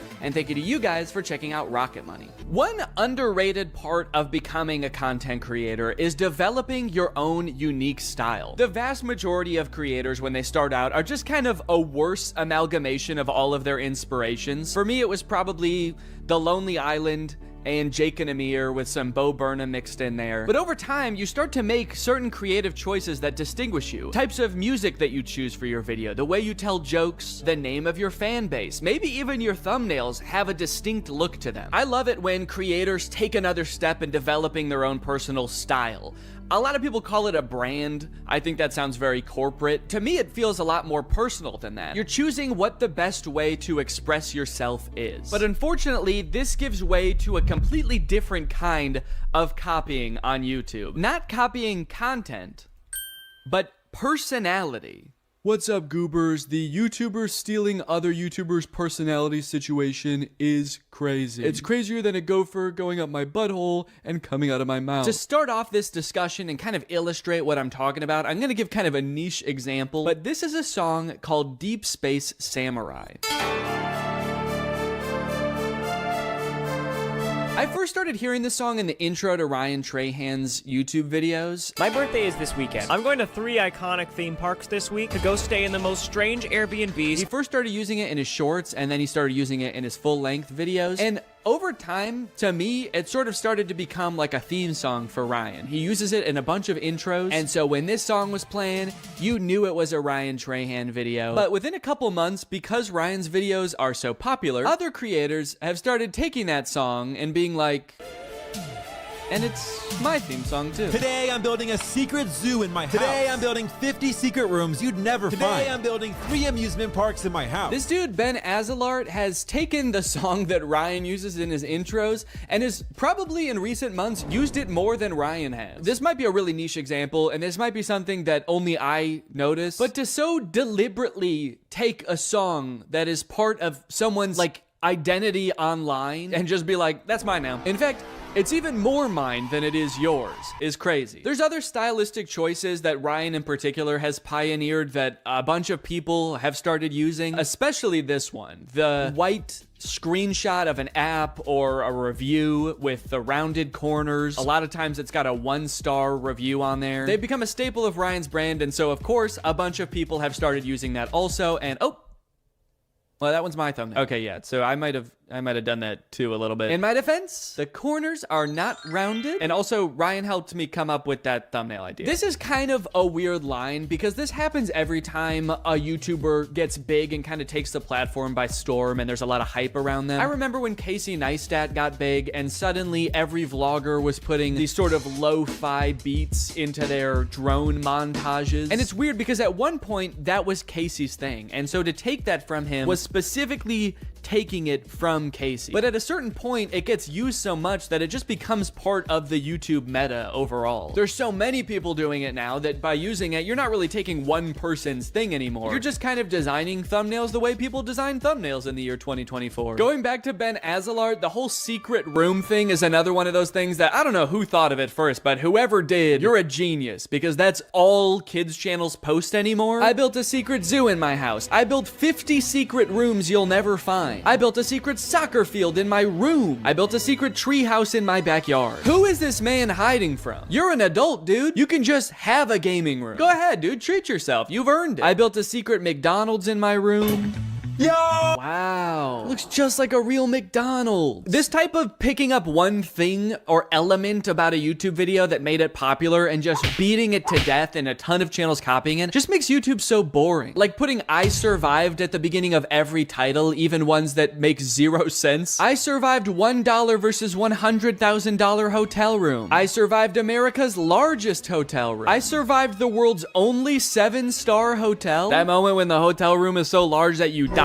It's so big that you're dead now. When the hotel has 7 stars, the first 5 stars are to indicate how good it is. The last 2 are throwing stars. Run! This is the Mr. Beast font. It was popularized by Mr. Beast. I don't know if he was the first person to start using it, but it definitely got popular because of him. And now just like every kid's channel is like, we are Mr. Beast too. You guys, I get it. Mr. Beast gets a lot of views. He's probably very rich. But what exactly are you trying to accomplish by taking the man's font? Some of you guys have been doing YouTube for so long, there's no way you guys think the font is what made him popular.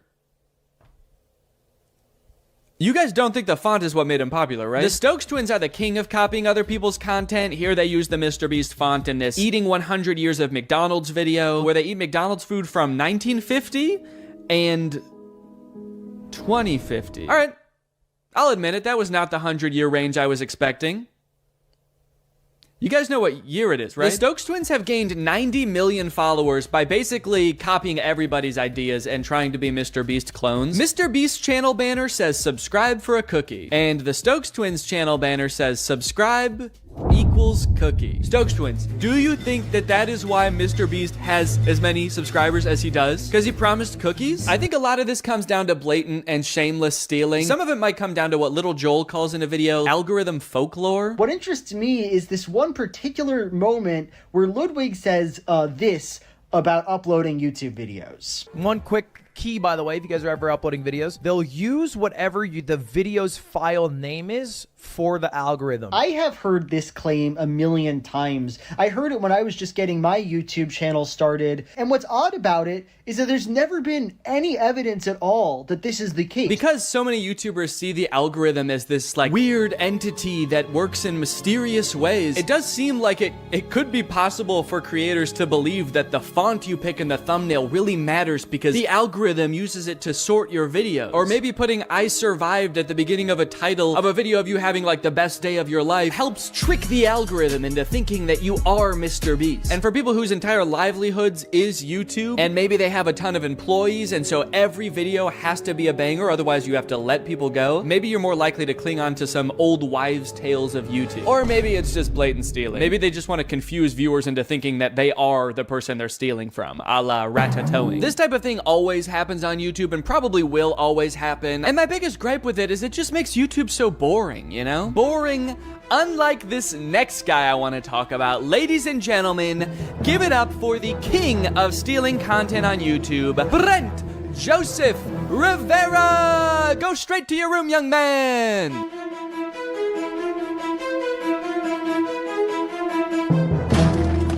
What's that on that beat, ho? Come on! I'm dead.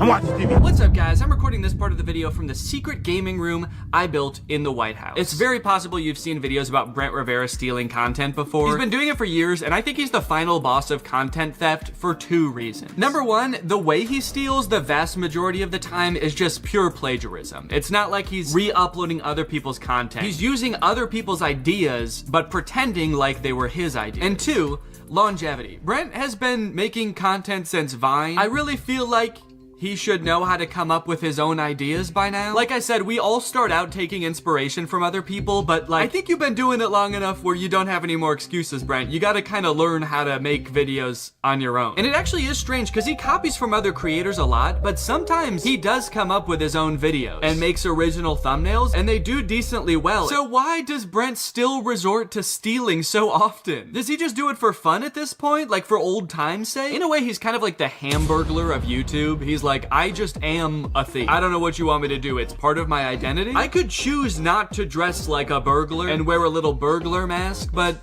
I prefer people know. Oh, you want me to change? You want me to stop being a burglar? It's my fucking name. Why didn't you tell Ronald McDonald to stop being a clown? Or Grimace to stop having a big juicy purple ass? That's right, you wouldn't. Brent practices a strategy on YouTube that unfortunately is pretty popular right now, where creators will scour other YouTubers' pages for their most popular videos and then just remake them. Same title, same thumbnail, nothing changed. This method, unfortunately, does work really well. One time Brent copied my friend Eddie's thumbnail down to almost every detail, except he just changed what kind of restaurant he was going to. This is a weird example because it's literally the same thumbnail, but he did change it technically. While Eddie's video asks, what toll will it take on me to eat at the same kids' restaurant in different locations over and over for weeks? Brent's video asks, how sick would it be if I ate a bunch of really good food? I'm going to every single Gordon Ramsay restaurant in America. The answer will shock you. First impressions, this restaurant is sick. Wait, that didn't shock me. That's exactly what I thought was gonna happen. It's sick. Hi, Brent. Hi, Drew. It's Gordon. Oh, there's no way that's you. Of course it's me. That's why I'm FaceTiming you live. Listen. Why did he say it like that? Now I feel like he's not FaceTiming them live. Now, to be fair to Brent, he actually did credit Eddie in the description for using a similar thumbnail to him, but then he deleted that credit and changed the thumbnail to be copying this YouTuber instead. Brent, what's going on, man? Are you okay? He's like on a mission to copy as many YouTubers as possible. He can't even copy one YouTuber per video anymore. Now, while his thumbnail stealing is pretty bad, to give him credit, the actual videos themselves are usually pretty different. They're mostly just scripted sketches like this video, I exposed the world's most evil teacher. This thumbnail is copied from a Rebecca Zamolo video, and in her video, Rebecca is testing one-star teachers to make sure they never teach preschool to her daughter. Today we're exposing the worst rated teachers. Zadie is gonna be going to preschool soon, and we cannot let her get taught by any of these horrible teachers. Still don't really know how that works exactly, but Brent's video is about a principal of a middle school who tells Brent that if he can spend the entire day with the world's strictest teacher, then he can become principal for a day. Last week, the principal of the world's strictest school proposed a bet that if I spent a full day with the world's strictest teacher, he would let me be principal for an entire day at Ironwood Academy. I don't know why the principal is making this offer to Brent, a man in his 20s with none of the relevant training. Perhaps more concerning though, I don't know why Brent is so eager and determined to become principal of a random middle school. I don't know about you guys, but I'm scared to find out. Good morning, This is the last person I want to see on my weekend. What? The last person you want to see on your weekend is the principal of a middle school you don't go to? Guys, you're all adults. He has no power over you in this circumstance. Just tell him to fuck off. Do it. Tell the principal to fuck off. In this kid's video, tell him to fuck off. So they end up spending the day with this strict teacher, and sure, she's like mean to them, but honestly, I would be too. I wouldn't want these three strange boys becoming principal either. Ow! What? Oh my gosh! Why are you slapping me in the face with a hot dog? Because it's funny! What? Even the kids hate Brent and his friends in this video. They cheer when they get punished. One of the kids tries to beat the shit out of them. They're like, yeah, our teacher might have been bad, but at least she is a teacher. You guys are just three weirdos. I think we have to kill you. What are you doing with Miss Harshman's water bottle? Oh, I filled it up with toilet water. Bro, hey, that's actually a really funny idea. This water tastes like... I don't know what their goal was with that. They're supposed to get through the entire day without getting in trouble. And they're like, well, maybe if we try to poison the teacher, she'll be so dead that she can't snitch on us. It's the perfect crime. So strange plot and bad morals aside, it is just a scripted kids video. They're decently well produced for a YouTube video. I mean, Brent hired actors, rented a location for this. Outside of the content theft, Brent truly is working hard to make the world a different place. On TikTok, on the other hand, he actually does just steal videos completely, word for word, shot for shot. No credit given the vast majority of the time. But actually, the most confusing example I've seen of Brent stealing content, and the one that has stuck with me the most for whatever reason, is his music. Brent occasionally posts comedic music videos, and I guess I have the assumption that when a YouTuber starts releasing music, it's kind of like a passion project for them. You know, maybe your regular videos have become too much of a full-time job when they used to be a hobby, so you start exploring new creative outlets where you can let your real creative spirit shine. Not Brent. This This is Brent's music video for Doing It Wrong, a song about that uncomfortable feeling when things are just a little bit off, like uneven hoodie strings, or eating bubble tape like this, or uneven pizza slices. And this is Red and Link's music video for My OCD, which is about that uncomfortable feeling when things are just a little bit off, like uneven hoodie strings, eating bubble tape like this, or all these other jokes Brent copied. It's my OCD, it's just my OCD. I was honestly very shocked when I realized this. I found it from this Reddit thread that basically accuses Brent of stealing their song. Red and Link's song is their most viewed video on their main channel. It's probably up there with some of the most crowning achievements of their career. The song has 62 million views, and then here comes Brent to steal it joke for joke, even including a sketch at the beginning that's super similar. Red and Link starts with this kind of like psychological evaluation sketch, and Brent starts with him talking to a psychologist. Brent even went out of his way to almost word for word copy a disclaimer that Rhett and Link put in their description. Note, we understand OCD is an important mental disorder that significantly affects the lives of millions of people. Brent's reads,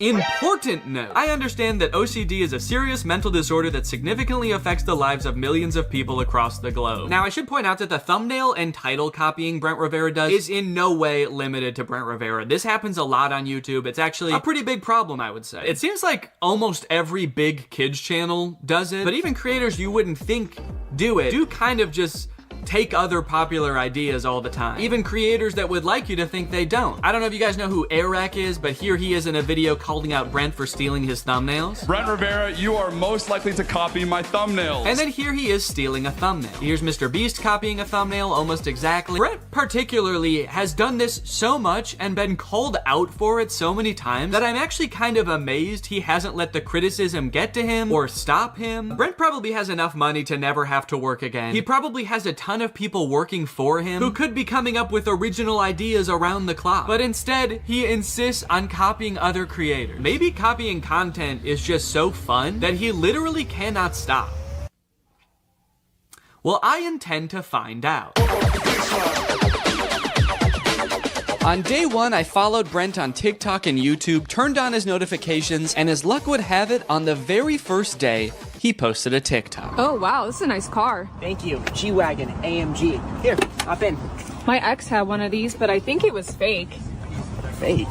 So fake? What do you mean by fake? Well, his is really high up. It was kind of easier to get into this one. Did it by chance say 4x4 anywhere?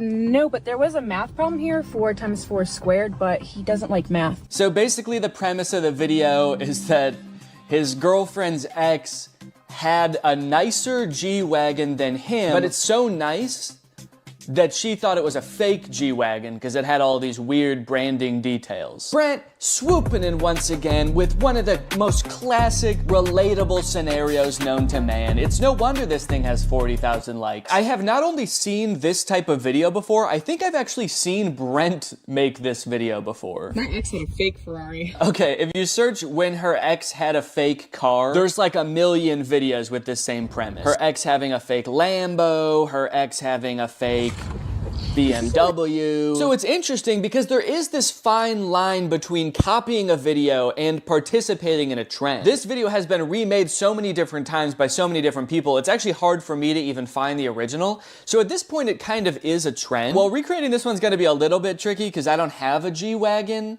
And also, I can't rent cars from Turo anymore because I got banned after my Cybertruck review. That's real. I'm not allowed to rent cars on Turo anymore because I think I made fun of the Cybertruck too bad. So I'm gonna have to come up with a bit of a workaround for this. So I recruited Eddie, who happened to be in town, to be the voice behind the camera, and away we went. You ready to film a TikTok, Eddie? I love it. I love making TikToks. I love posting to social media. I love making Instagram Reels. I wanted to be as true to Brent's original TikTok as possible, but due to circumstances, we did have to make some compromises. Like, Eddie couldn't really pretend to be my girlfriend, so he was just my friend, whose other friend has a nicer car, and instead of a G-Wagon, I used Laura's Audi. But overall, I think we pretty much crushed it. We even added in a sort of twist ending, and bada bing. Yo, what's up, brother? You ready to go? Wait, English or Spanish? No, I'm just kidding. Just put the fries in the bag, bro. A level 10 gun. Yo, I'm gonna rizz her up. No, don't. Are you Libby Dunn or just from Ohio? Chad, am I cooked? Never mind, sorry. What's up, brother? Oh, dude, look, a level 10 baddie. You think I have a chance? That's why I'm the Rizzler. That's why I'm wanted for murder. Skibbity toilet Riz. Grimace shake.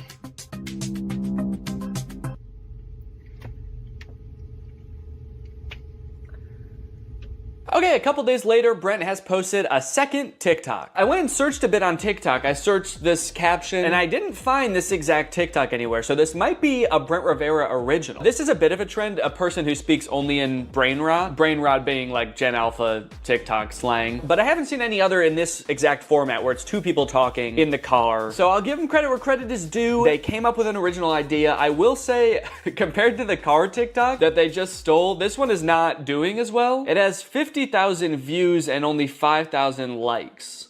I was not thrilled to replicate this one. It was a little bit tough to get through. Not that the TikTok's like that bad. I actually thought that this dude Dom did a pretty good job. His delivery on some of the lines is pretty funny, like when he says, "Chat, am I cooked?" after trying to hit on a girl. Chat, am I cooked? I thought that was kind of funny. It didn't feel like a video I would make, so it just felt very unnatural to me. But anyway, let's go ahead and post it. So if Brent took inspiration from a different TikTok, it probably had like millions of likes. And then if Brent's ripoff of that got 5,000. Alright, just wanted to give you an update on the TikTok so far. After posting 2 TikToks, it does seem like people are starting to catch on that I might be copying Brent. Is Danny doing the same videos as Brent Rivera? So, you caught me.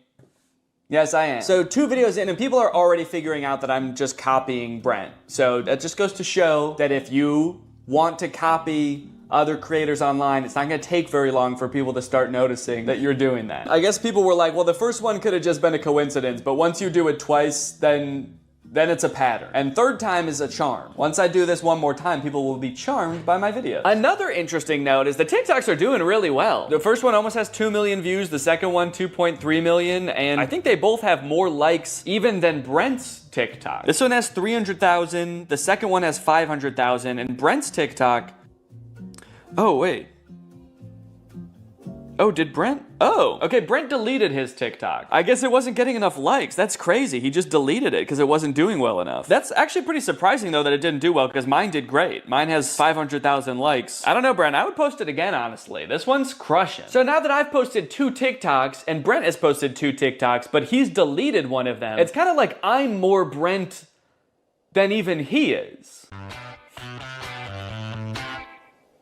And would you say that's a good thing? You know, I never thought it could be so cool to be just like Brent. In a way, my new content strategy was even better than his. It seems like so much work to scour the web to find content to steal, but all I have to do is just steal everything Brent makes. It feels like I've got some kind of cheat code, like those websites that let you see senator stock trades. The work has already been done. All that's left to do is profit. As a content creator, I put so much pressure on myself to be coming up with video ideas all the time, so it's nice to just kick back, relax, and let Brent do all the work for a change. Maybe I could keep this up for even more than a week.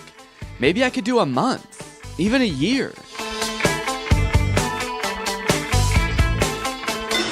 The day that I have been long dreading has finally arrived. Brent has posted a YouTube video. He actually posted it 4 days ago, but then the weekend came and I didn't want to work on it on the weekend, and then a couple more days passed, so he actually posted it a few days ago, but I'm gonna recreate it now. It's called I Exposed the World's Most Evil Babysitter. Today, I'm exposing the world's most evil babysitters. These babysitters are so evil, they're banned from literally every website. They're banned from Yelp? I can understand them being banned from specifically babysitter websites, like you shouldn't be able to book them through babysitter websites. But being banned from Yelp? That seems kind of counterproductive. I think we should keep them on Yelp if they're really that bad. I'm gonna be exposing the babysitters to their parents in hopes of getting them fired. They're going into these homes with the evil babysitters, and they're gonna expose how evil they are. That way the parents will fire the babysitter. You would think that being banned from every babysitter website would be enough for these parents. Like, I don't know why Brent needs to come in and prove it to them. Let's skip forward and see what kind of evil stuff this babysitter's gonna do. This review says she super glued a kid to the toilet because he wasn't doing his homework. Ow! Well, that's a crappy situation. Oh, that's kind of a crappy situation. Child abuse. Yeah, that's not good. And things were bad right from the start. Can you believe these people? What am I getting honked at for? A-hole! I like that this evil babysitter is just an elderly woman that doesn't drive well. She's evil! You know, just watching her, she knows damn well how to drive. She's just doing this on purpose. And then a lot of the video seems like Brent and his friends pulling pranks on these babysitters. So they may be evil, but you know, Brent is kind of fighting fire with fire. Two wrongs doesn't make a right, Brent. You all leave. Okay. Now, what is going on? You go stand in the corner. Why is my daughter in the corner? Okay, so they throw a fake party to get the babysitter mad at the kid so that the babysitter yells at the kid, and then they have the parents come back in after the party has left to be like, look, she's crazy. They had a party, a mariachi party. She's yelling at this girl for throwing a party. There's no party here. So it seems like in this one, they've basically framed the babysitter. So I'm gonna have to recreate this video, at least the title and thumbnail. But luckily when Brent copies a video on YouTube, he usually doesn't copy the actual video. He just copies the title and thumbnail. So I can kind of do the same thing. I can use the same title, same thumbnail, but then make the video itself kind of about whatever I want. So I thought about doing a commentary on the world's most evil real babysitters, but then I started to read up on it, and it was way too depressing for a comedy video. I don't know if you guys have ever heard of this crazy website called The News, but there's some crazy stuff on it. Anyway, I found this YouTube channel called Generation Hope that basically makes low-budget Darman style videos, and they had one about an evil babysitter, so I got to work filming a video about that. Then I took a picture of myself for the thumbnail, and uploaded it to my second. That night I couldn't sleep. I couldn't help thinking about something I'd said earlier that day. Two wrongs doesn't make a right, Brent.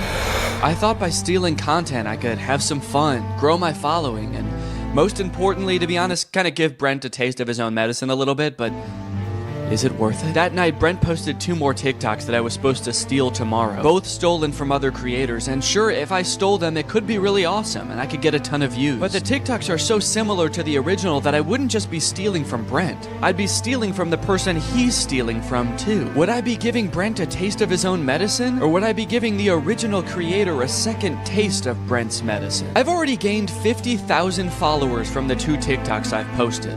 Stolen TikToks. What am I gonna do? What am I gonna do? Alright, I do have to recreate these 2 final TikToks in order to complete the challenge. But I need to do so in a way that doesn't affect the original creators. So, I'm gonna recreate the TikToks, I'm gonna edit them together, and then I'm just not gonna post them. There we go, perfect. Okay, so this video is called POV Your Older Sibling is Being Nice. And nice is in quotes, so it's a bunch of scenes where Brent is acting nice. He's giving his sister the last ice cream bar, he's giving her money, but he's doing it in a classic older sibling way, where he's basically being kind of mean about it. There's only one left. Here, have it. Really? Yeah, take it. Why? Take it! Hey, Lexi, got you a coffee. Wait, what? You got me coffee? Yeah. Wait, did you get me a straw? Oh, yeah, here. This one's yours. Wait, how much was it? No, keep it. Here. Lexi, keep it. Here. Keep it! So we're gonna film that here today. I got Jake here, he's gonna help me film it. Jake, say that you're gonna help me film it. I'm gonna help him film it. Okay. I just had to check to make sure. Oh, that's the last one. Here, you can have it. Really? Take it. Why? Take it! Wait, why? You got me coffee? Yeah. Did you get me a straw? Yeah, right here. Oh my god. No, this is your food. Oh, how much was it? Here. Oh, keep it. No, here. Keep it! Here. Keep it! Keep it! Ah!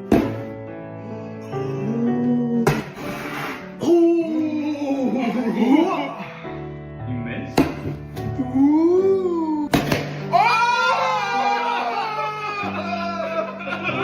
Alright, that's it. A week's worth of Brent Rivera content in the bag. And you know what? I feel really good about posting those videos. I got to have my fun, I got to steal some content, make a couple videos that I knew full well if I ever did decide to post them would go so frickin' viral. In fact, I had so much fun that I'm gonna keep doing it.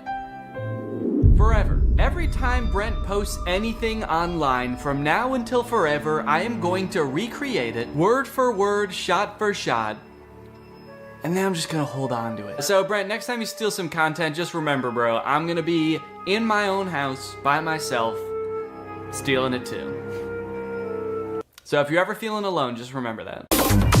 Brent, if you're watching this and you somehow made it this far into the video, I could understand seeing all these people criticize you and having the mentality that these people are just haters, these people are just jealous. But look, man, I don't hate you. I understand you're just making videos on the internet. It probably doesn't seem like the biggest deal in the world to copy other people. Do I think you're an irredeemable person or even like the most evil person on YouTube? No, of course not. Do I think that you frequently make shady decisions to further your career? Yeah. We're both successful creators and we've both been doing this for long enough that we should be driving forces of creativity on this platform, or at the very least not using other smaller creators as rungs on a ladder to advance your own career. Maybe you don't particularly care about getting respect from other creators and literally the only thing that you're prioritizing is your bottom line. Or maybe you feel like you're making a difference in the lives of the kids who watch your videos, and so in your mind that justifies being able to do whatever to get to that position. From watching your videos, I do get the sense that you have a good time making them. I feel like if I was you, my favorite part of the job would be like getting on camera with your friends and goofing around. You probably like the parts of your job where you're coming up with funny ideas of what to do in your sketches. And I honestly would have no problem with your content if you just focused on doing that. I can tell you from experience, and I know a lot of other YouTubers feel the same way, that the more you try to exploit the algorithm or trick the system into gaining followers, like this game of copying other popular ideas, the more soul-sucking and draining this job becomes. So if you're in it because you like goofing around or you like making an impact on kids' lives, focus on that. That's awesome. I saw that TikTok someone made about you recently that you responded to, saying that your job is like their nightmare job, making content that's relatable to middle schoolers or high schoolers. And you responded with a bunch of TikToks basically saying that, you know, you make an impact on a lot of kids' lives. It did seem like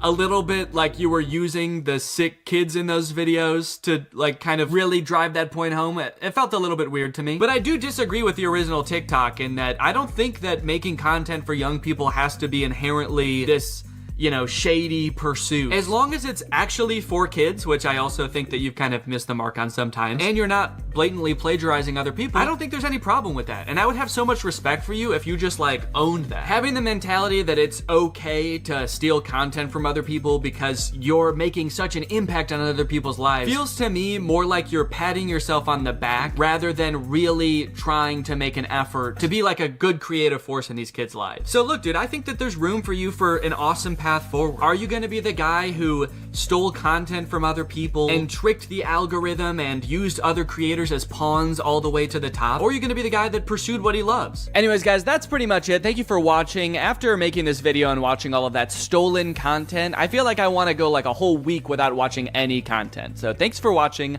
Bye-bye. What's up, Greg, and welcome back to another episode of Please Stop Trying to Give Birth at Disneyland. Please. Did you guys know about this? I just found out this is a thing. Women are trying to give birth at Disneyland in order to get a free lifetime pass. Don't do that. As I'm sure you guys are aware, because Disney is such a huge company with so many adoring fans and you know, people love going to Disneyland, there are a ton of like urban legends and lore surrounding the Disney parks. You guys may have heard of some of the more outlandish ones, like there's one that like Walt Disney's head is like frozen and buried somewhere at Disneyland or something, or like it's like Buzz Lightyear's head on the Toy Story ride or something like that. But today I wanted to sort of dive into some of the urban legends surrounding the Disney parks. Mostly the strange things that Disney adults do at the Disney parks. Although some of these things are so weird that I hesitate to call these people Disney adults, some of these things are a little extreme. Kind of feel like I should call them something else. These people are like Disney extremists or something, I don't know. The first one, like I said, women flock to Disneyland to give birth and get a lifetime free ticket, which is such a bad idea on its face. Like, please give birth in a hospital, give birth where there are like medical professionals around and not like a chipmunk. And the worst part of it is obviously this perk is an urban myth and does not exist. This is not a real thing. Laboring women have shown up at Disneyland in the hope that their bub will be born there and get a lifetime free ticket. But guess what? That perk is an urban myth and does not exist. Important to note, this article is Australian. That's why they're calling the baby bub. They're talking about a baby there. They're not talking about like a bottle of champagne or something. I'm going to Disneyland and giving birth to that bubbly dude, which is also what I call having a fart. I just gave birth to a bubbly. As a veteran of the pregnancy game, I know for sure that the journey to motherhood, okay, that's a weird way to say I've given birth before, or just that I am a mom. As a veteran to the pregnancy game. So you have kids, right? Me? Yep, yeah, that's right. I've done 3 tours of pregnancy. I've seen shit you cannot imagine. The pain, the screaming. Yeah, I've heard childbirth can be pretty tough. The innocent lives lost. Oh. What? The airstrikes. So many civilian casualties. Are we still talking about giving birth? Yes. Laboring women are racing to Disneyland's gates in hopes that if their baby is born there, they will secure their child a lifetime pass. Okay, so the article goes on to describe that there are people that have given birth at Disneyland before, and people have tried to replicate it and give birth at Disneyland, and they've gotten caught, and it hasn't gone well. I do feel like the article is over-exaggerating, though, saying that laboring women are racing to Disneyland's gates. Like, pregnant women have, like, the baby already coming out and they're shoving it back in, like running into Disneyland. There's just like a crowd of angry mothers-to-be banging on the gates in front of Disneyland. Let us in! We must release our spawn! Like making a break to the Pirates of the Caribbean ride to do a water birth. I just feel like they're exaggerating a little bit. I don't know if I would characterize it quite like that. So you're probably wondering how this rumor started. Like, did Disney ever at one point give a lifetime pass to someone whose baby was born at Disneyland? Well, I will let this TikTok explain that. Today in Disney history, the very first Disneyland baby was born. Rosa Salcedo gave birth to a 6-pound, 10-ounce baby girl on a bench on Main Street, USA, right outside of the Plaza Inn. Can you imagine visiting Disneyland as a family of 2 and coming out as a family of 3? Yeah, I can actually. But not because I'm gonna give birth. I'm gonna kidnap Donald Duck. You're my child now, Donald. The perfect happy family of 3. Husband, wife, and my uncle Donald Duck, who I've been holding at gunpoint for the past 16 years. There have been 4 babies born at Disneyland, and all of them have been girls, but only one has their own Disneyland birth certificate. So that might not have sounded significant, but that's actually how the rumor started. The first baby that was born there, Teresa, got a birth certificate that was just like a Disney birth certificate that says like, this is the first baby to ever be born at Disneyland. And I guess like word got out that this baby got some kind of special certificate, and then people just started assuming like, oh, that's a lifetime pass. That baby got a lifetime pass. And from that moment on, has just been a rumor that if you give birth at Disneyland, your baby gets a lifetime free pass. So honestly, if you're like that big of a Disney fan and you do this, you don't even get a lifetime pass. You still have to pay to go to Disneyland. It's just your baby that gets in for free. And I kind of feel like babies get in for free to Disneyland anyway. Is that true? Children under the age of 3 get in free to all 4 theme parks and 2 water parks at Disney World. There you go. You want your kid to get in free to Disneyland? A better conspiracy would be just pretend they're 3 years old for their entire life. That shit could actually work. The article goes on to talk about a time where someone has tried to sneak in to give birth at Disneyland, and they hid in the bathroom while going into labor until I guess employees had to like assure her that her baby would not be getting a lifetime pass, and then she was like, oh, okay, fine, then I'll just go to the hospital. Once they assured her that she would not be receiving a lifetime passport, she came out and accepted the ambulance ride to Western Medical Center where her baby was born shortly thereafter. I don't know about you guys,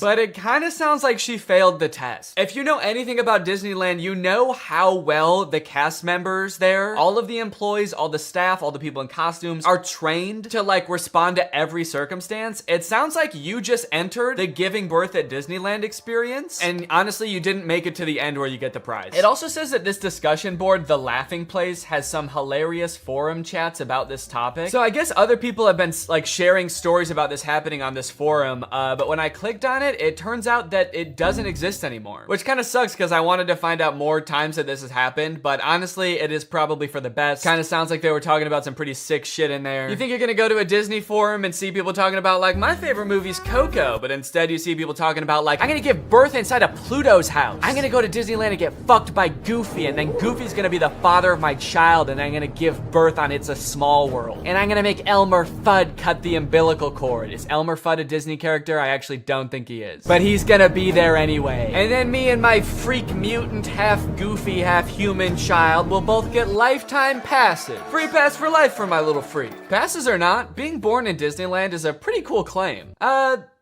Yeah, I mean, I guess so. The way this is written, it kind of makes it sound like, so you might not get a free pass, but I don't know, it's worth a shot. You might want to do it anyway, just for shits. I've actually found a little bit of discussion about this on TikTok as well. Quick question, what's stopping me from giving birth in Disney World? Like in the Magic Kingdom, on a ride, in the up couple. I think this TikTok in particular is a joke, but the comments under this TikTok are actually very interesting. I went into labor at Disney. They were not cool about it. And people like responded asking her to elaborate, and she goes on to detail her experience going into labor at Disney. And from her experience, it kind of sounds like the second anybody starts going into labor at Disney now because of this conspiracy, the entire staff immediately flips and like makes it their top priority to get you out of the park and like to a hospital to give birth. And I guess that sometimes they can be so rushed trying to get you out of the park that it comes off as rude, but obviously they're just like concerned for your health. They also don't want this rumor escalating of like people giving birth getting a free pass. And also it's just like people in sweaty mascot costumes trying to not deliver a baby because that's not their job. So sometimes I guess it comes off as rude. But the funny thing is, from this woman's entire explanation, it sounds like she didn't even know that this urban legend was a thing. So in her head, I guess she just like broke some unspoken rule at Disneyland that she had no idea about and made the entire staff of the happiest place on earth turn on her in an instant, which is so funny to me. Hello there, what can I get for you? Yeah, can I just get a medium root beer, please? Oh,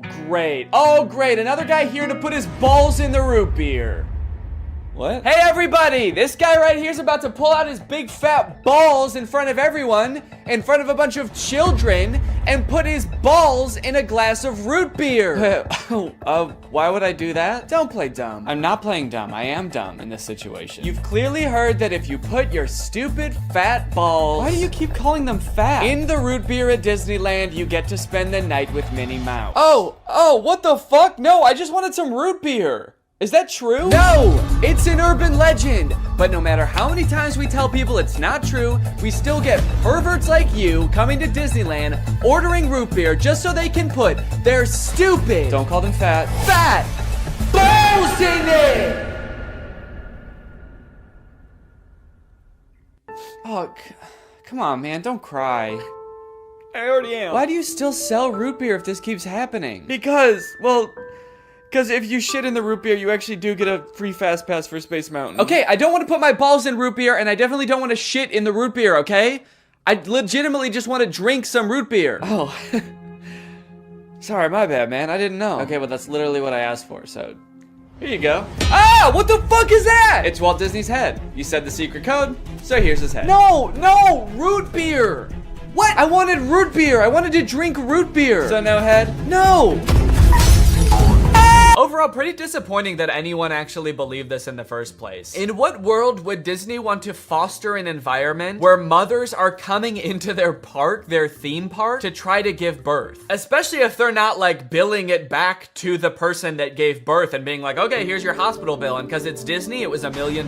Now, by now, it should be no surprise to you that there are some people in this world that want to spend every waking moment of their lives at Disneyland, especially their most precious moments in life, which is why you can also get married at Disneyland. Let's take a look at some of the craziest places you can get married at Disney World. Starting at $12,000, you can get married at the Haunted Mansion in Disney World. But just like expecting mothers trying to sneak into the bathroom to pop out a quick person, couples are of course also trying to cheat the system and avoid paying to have their wedding at Disney. So they'll just like sneak in with like themselves, maybe a couple family members and an officiant, and just like have the wedding in like a somewhat secluded area of the park. Here we have an article that details a San Diego couple sharing their secret Disneyland wedding story. Not many people can say they secretly got married in Disneyland's Sleeping Beauty Castle. 2 years ago, Gabriel and Andrea had been saving up for their dream wedding at Disneyland. However, when they began looking for wedding options at the park, the couple said that the cheapest option was $12,000. Instead, they decided to spend their life savings on a house. Great move, honestly. No complaints so far. That's a very wise choice. So Gabriel and Andrea decided to have a secret wedding at Disneyland. The couple gathered Gabriel's oldest daughter, an ordained minister, a witness, and packed their bags, heading for Disneyland for what they called a guerrilla-style wedding. Now, I don't know much about weddings. I've only had one, but I do know that you don't generally want to have them guerrilla-style. Like when we were planning our wedding, that word almost never came up, I don't think. Just imagining them describing their wedding afterwards, like, yeah, it was so romantic. We hid in the bushes for 8 hours in the hot Florida sun wearing camo paint, waiting for the crowds to die down. You know, just sort of waiting out the crowds and the gunshots, the airstrikes. Airstrikes? Then we popped out and I said I do.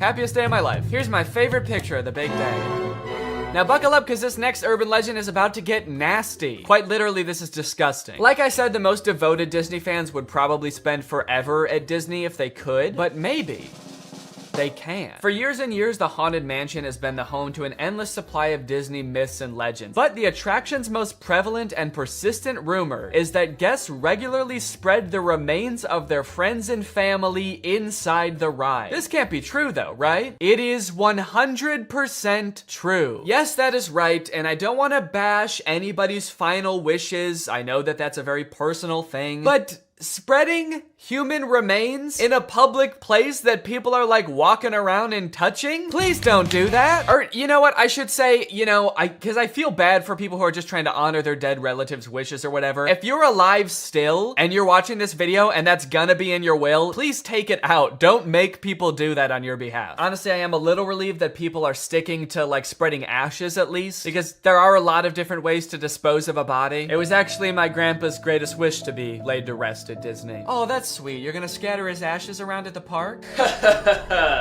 Not exactly. The Haunted Mansion probably has so much human ashes in it, it's not even funny, said one Disneyland custodian. Blech! That is the nastiest thing. Oh my God. Don't do that. Do not do that.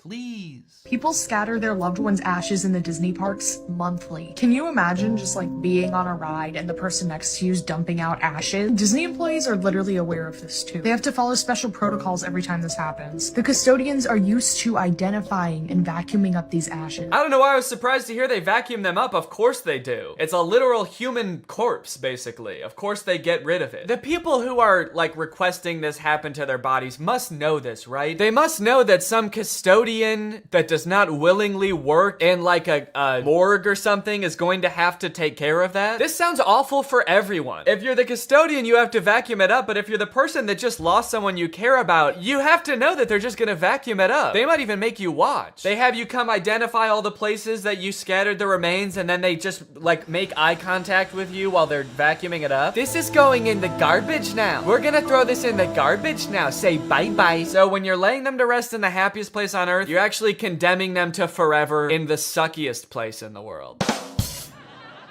Yes, that is a very funny joke. And people will put them anywhere too. Like flower beds, bushes, the lawn at Magic Kingdom, outside the park gates. Outside the park gates? They'll put this shit anywhere too, outside the park gates, on the highway on the way home, the McDonald's across the street, Universal Studios, shit anywhere. It doesn't really matter. I feel so bad for the employees that have to deal with this, honestly. That would be so scary. Honestly, even as a patron, I honestly like going to Disneyland every once in a while. I think it's pretty fun. But next time I go, I am going to be terrified that I'm like touching human remains at all times. Especially now knowing that they put them everywhere. I'm gonna be eating a turkey leg and wondering like, is this actually some guy's leg? They're most frequently dispersed around the Haunted Mansion, which is kind of perfect if you ask me. Okay, this girl's actually a little bit too into it. But now this whole ashes thing, which is not really an urban legend, is actually true, has actually spawned urban legends out of it, as you can see here. Have you heard of the legend of the crying boy at the Haunted Mansion in Disneyland? The story goes a mother spread her son's ashes without permission from Disneyland, and you can see him crying as you're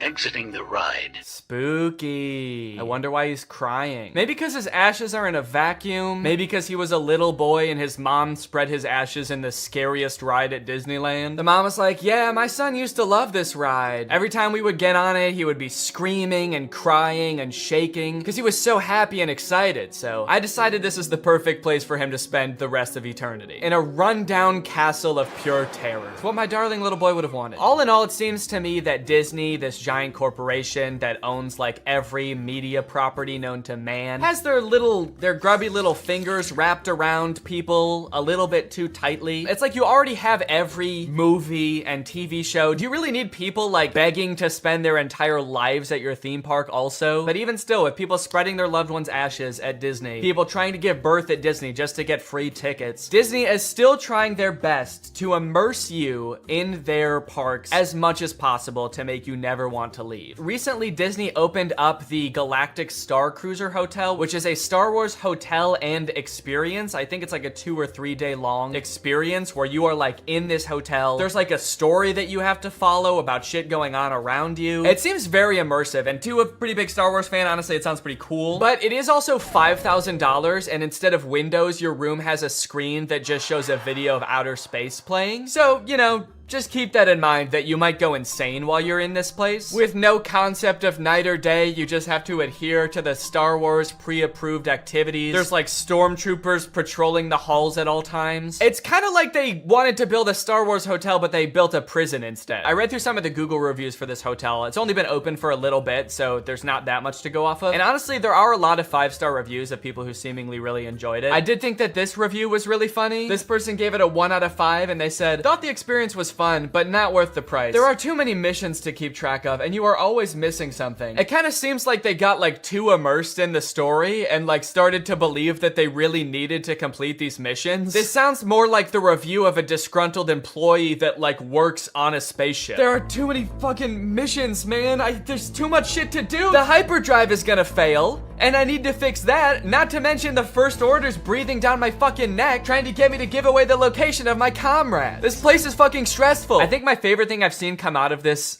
Star Wars hotel is this apparently now deleted ad for the experience that says, strike unlikely alliances in your very own Star Wars story. Apparently when you come in, you can decide if you want to be like on the good side or the bad side. So this, holy shit, this place is metal, dude. This goes hard. It's crazy to me that you actually can choose to be on the side of like the evil intergalactic fascists, basically. You and your preteen daughter can don First Order uniforms and betray one of your favorite character's trusts, Chewbacca, giving away his location and leading the First Order directly to him, who will take him away to be tortured and then eventually executed. It might be a little too immersive. It might be. We're gonna start hearing people come back and you're gonna be like, how was your trip? You went to the Star Wars hotel, right? And they'll be like, the guilt over my actions will haunt me forever. But I did what I had to do. It was honestly fucking sick. I loved it. And honestly, like, if someone offered to bring me there for free, would I go? Yes, I probably would. Yeah, honestly, I would like to go 100%. I would like to go. And as if living in an intergalactic prison day-to-day life is curated by Disney. Oh gosh. I feel like we have so much chemistry together. Me too. This has been great. This date was a lot of fun. I really haven't connected with anyone like this in a long time. Fantastic. How likely would you be to recommend this experience to a friend? What? On a scale from 1 to 10, how would you rate my performance? Performance?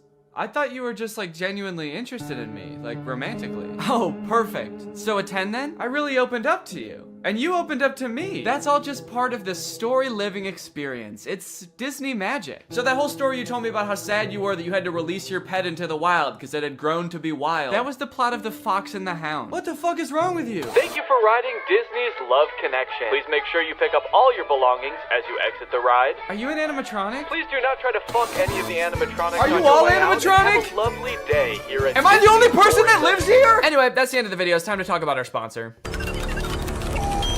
What's up? It's me, a hacker, and I'm so excited to steal your data because you don't have today's sponsor, ExpressVPN. You see, sending data over an unencrypted network is a lot like sending a postcard. There's no envelope to cover up your info and protect your sacred message. So any old creep with a little bit of basic computer knowledge and a little bit of free time can come along and check out all of your private information. I'm talking passwords, financial details, hell, emails. I'm gonna look at all of it. I'm doing it right now. Hey guys, I was just kidding. It's just me, Danny. I wasn't kidding about most of it actually. Just the part about me being a hacker, but the rest of it is true. Oh, there's not enough light on my face now. Can I just sort of illuminate my face with this? Luckily, today's sponsor, ExpressVPN, is here to help. Because ExpressVPN encrypts all of your network data with their best-in-class encryption. It would literally take a hacker using a supercomputer billions of years to crack this encryption. ExpressVPN has the fastest speeds out there. They've got 24/7 customer support, and ExpressVPN is extremely easy to use. You can fire it up and get connected with just one click. I've got ExpressVPN on every device that can have it, just to have a little bit of extra peace of mind when I'm out and about, especially on public Wi-Fi. So if you want to find out how you can get 3 months of ExpressVPN for free, then head on over to the link in the description. That's expressvpn.com/Danny Gonzalez. That's expressvpn.com/Danny Gonzalez. Thank you, ExpressVPN, so much for keeping us safe, but also sponsoring this video. Thank you to you guys for checking out ExpressVPN. When you click on the link, it really helps to support my channel, so thank you for that. All right, thank you guys for watching this video. I hope you enjoyed it. If you're new here and you're not subscribed yet, make sure you subscribe and turn on my notifications to join Greg. Greg is what I call my army here on YouTube. We are a ruthless army whose violence and terror knows no bounds. Please subscribe and turn on my notifications to join, and I will see you next time. Bye-bye. Actually, good one, Sunday. Dude, you fucking killed it. I should be mad, but that's actually mad funny. To be fair, if I did have like a comically big trophy in my house and I came home and the dog had pooped in the trophy, that actually might be kind of funny. But not if she was also like sitting on top of the trophy as like a shriveled up skeleton and my house was full of noxious gas. That was a disgrace. Congratulations, Phil. You've discovered a new breed of dog. The Not-So-Great Dane. Not-So-Great Dane is actually a pretty light roast considering Marmaduke just like detonated a chemical weapon at a dog show. You sent 30 people to the hospital, Marmaduke. At least call him a Shih Tzu or a Fartsu. Hey guys. Watch out. It's El Stinko. At first when I watched this, I was like, oh really? The cheerleaders at the local middle school were following like the dog competition news over the weekend? Dog shows are that popular, really? They just happen to be watching? But then I realized, no, this was probably on the news. If this happened in real life, it would be on the news. She shares a home with Scooby-Poo. Yeah, did you see the pile of dead birds? It's actually not that funny. That area is permanently off limits to all life. Anyway, Marmaduke has pretty much brought disgrace to the family. Our dog's a loser. He's not a loser. This movie's getting kind of dark. This is a really somber, like, middle section of a children's movie. He's not a loser! It just turns into Marriage Story. Marmaduke is a Great Dane! Then come to find out that the trainer has actually billed them for all of the training, and it's like a shit ton of money. They go through the list, and it rolls by in this like Star Wars style credit roll, and it's meant to fly by really fast so you can't read anything, but I paused it just to like look through what some of it is. Some of the items on this list are more than the $1 million they would have won at the final dog show. There's things for $29,000, $35,000, $1.4 million. Also kind of a funny detail, the writers I guess couldn't come up with enough things to actually make the list that long, so they just literally copied and pasted the same chunk over and over. So if you just play it, you'll see like the same thing worth $1.5 million over and over in this list, and it's like you couldn't just keep coming up with different numbers at least?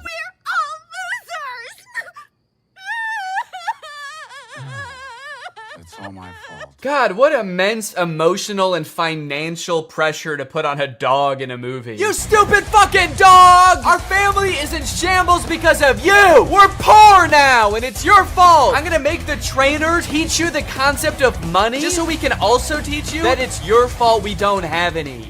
You not so great Dane. As Marmaduke sort of loses his mind and bursts out the door into the rain and starts running down the street, you may ask yourself, is this fun? Is this like a fun movie for kids? An innocent dog reaching the end of his rope, desperate, physically and emotionally beaten to the brink of insanity. Is this fun? I'm gonna be honest, I don't think any kids have watched this movie. I think 0 children have watched this movie. I had to like scroll to find it on Netflix. They were not highlighting this movie. Believe in yourself. Believe I'm a champion? Yep. Come on, let's go home. Marmaduke shows up at Guy's house and is like, will you train me again, please? I messed up. And Guy is like, no, you are not a champion. So Marmaduke is like, you know what? Screw it. I don't need you. And he decides to set off on a journey to show him what a real champion can do. He runs to China, and then he runs to Egypt, and then he swims in the ocean, and then he goes home. And I guess that's pretty much all the training he needs. I don't know why he is still so focused on the dog show after that. Marmaduke's like, yeah, I climbed to the top of Mount Everest Everest and then swam to the bottom of the ocean so that I could hopefully compete in an obedience competition at a regional level. I hope that I do okay. It's like, no, all of the things you did just then are like infinitely more impressive than a dog show. At least that's what I thought until we get to the dog show and we see what other dogs do during the talent portion.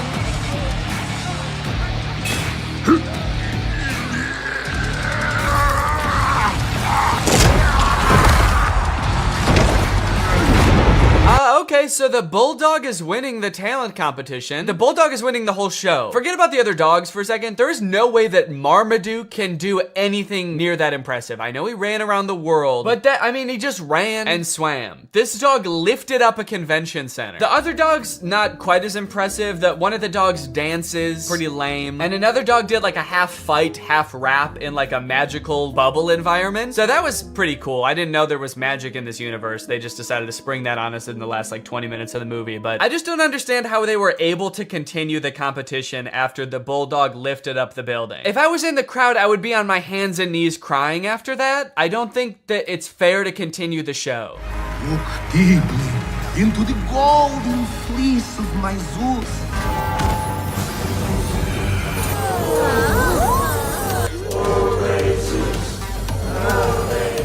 Okay, Zeus actually hypnotizes the crowd. That's actually pretty impressive. Yet another use of magic. I like that they're really doubling down on that in the third act of this movie. Also, I'm getting a lot of parallels from the Disney Channel original movie Zapped in this movie. Although I don't think anyone beat the shit out of a dog in that movie. Also, hang on a second. If hypnosis exists in this universe and it is like a thing that can be done effectively, why the hell did the trainer need to beat the fuck out of Marmaduke? If in this world it's possible to mentally make a dog do whatever you want, what sick thrill did Guy get out of assaulting Marmaduke? It's almost like that wasn't even training and he just like, what if he did hypnotize him and then he was like, and now the rest of this is just for me. Anyway, it's time for Marmaduke's portion of the talent show. Now, everything else up until this point is so insane that like anything Marmaduke could do, even if he did something really cool, would be kind of underwhelming. But like, even with that in mind, Marmaduke just does the dumbest shit. His boy owner gets on his back and they just like run around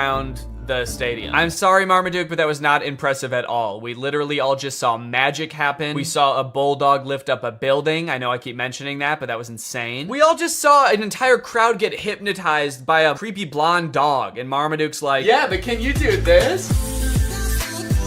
Are you trying to bankrupt your family, Marmaduke? Because that's what's gonna happen if you keep this shit up. Are you trying to destroy your family's lives? You're going to. Keep dicking around on the ground like that with no talent, and you're gonna destroy their lives. It's happened before, it'll happen again. Okay, a little plot twist happens at the end of the dog show. Zeus, the beautiful dog, wins. Obviously, he hypnotized the judges, so we kind of thought that was gonna happen anyway, but it turns out that one of the judges is actually Zeus's trainer in disguise, so he gets disqualified from the talent competition. I kind of feel like it was pretty dumb of him to do that because he had a shot at winning anyway. It's not like he was like a total underdog. Dude was basically an overdog. He was actually bound to win. He hypnotized everybody. That trophy's mine.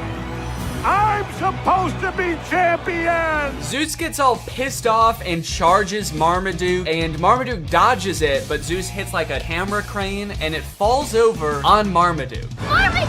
Uh-oh. Uh-oh. That's actually a really funny thing for a cartoon dog to say right before he fucking dies. Uh-oh. And then he actually dies. Marmaduke!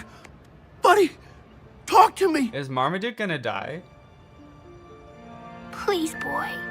Be okay. Is Marmaduke dead? Marmaduke was a good dog. What the fuck, dude? We will miss you very much. Okay, they're spending way too long on this if he's not actually dead. He should have come back alive by now, probably. Is there still time to hit the awards banquet? Jesus Christ, dude. You have to admit, if he did die, that would be objectively the funniest ending to this movie. Marmaduke doesn't win the dog show, and then he dies. And then everyone's really sad, and then the movie ends. In my head, when this was happening, the first time I watched this, I was like, please roll credits, please roll credits. It would be so fucking funny if Marmaduke dies. Oh, fuck, he's alive. Anyways, if this movie couldn't get any worse, it ends with an original song by Pete Davidson about being a dog. I'm the biggest dog around, the greatest Dane in the whole darn town. But my family doesn't understand. I gotta eat. It's my command. Did they give Pete Davidson 40 seconds to write this song? All right, Pete, it's time to record the ending song. What ending song? You guys didn't tell me there was gonna be an ending song. I don't know, man. You tell us. Hit it. All right, well, yeah, that's Marmaduke. Let me know what you thought, and now it's time to talk about our sponsor. Hello. Guys, did you know in the US it's legal for your internet service provider to sell your data to other companies? They can sell it to ad companies. Heck, they can sell it to whoever they want. This seems pretty screwed up to me. I don't know why this is legal, but what I do know is that Marmaduke is probably responsible. Luckily, today's sponsor, ExpressVPN, puts a stop to this by rerouting 100% of your network traffic through their secure encrypted servers. Those are servers that are both secure and encrypted. ExpressVPN also masks your device's unique IP address, making it much more difficult for like big tech companies or advertisers or really strong dogs from tracking you and matching your activity back to you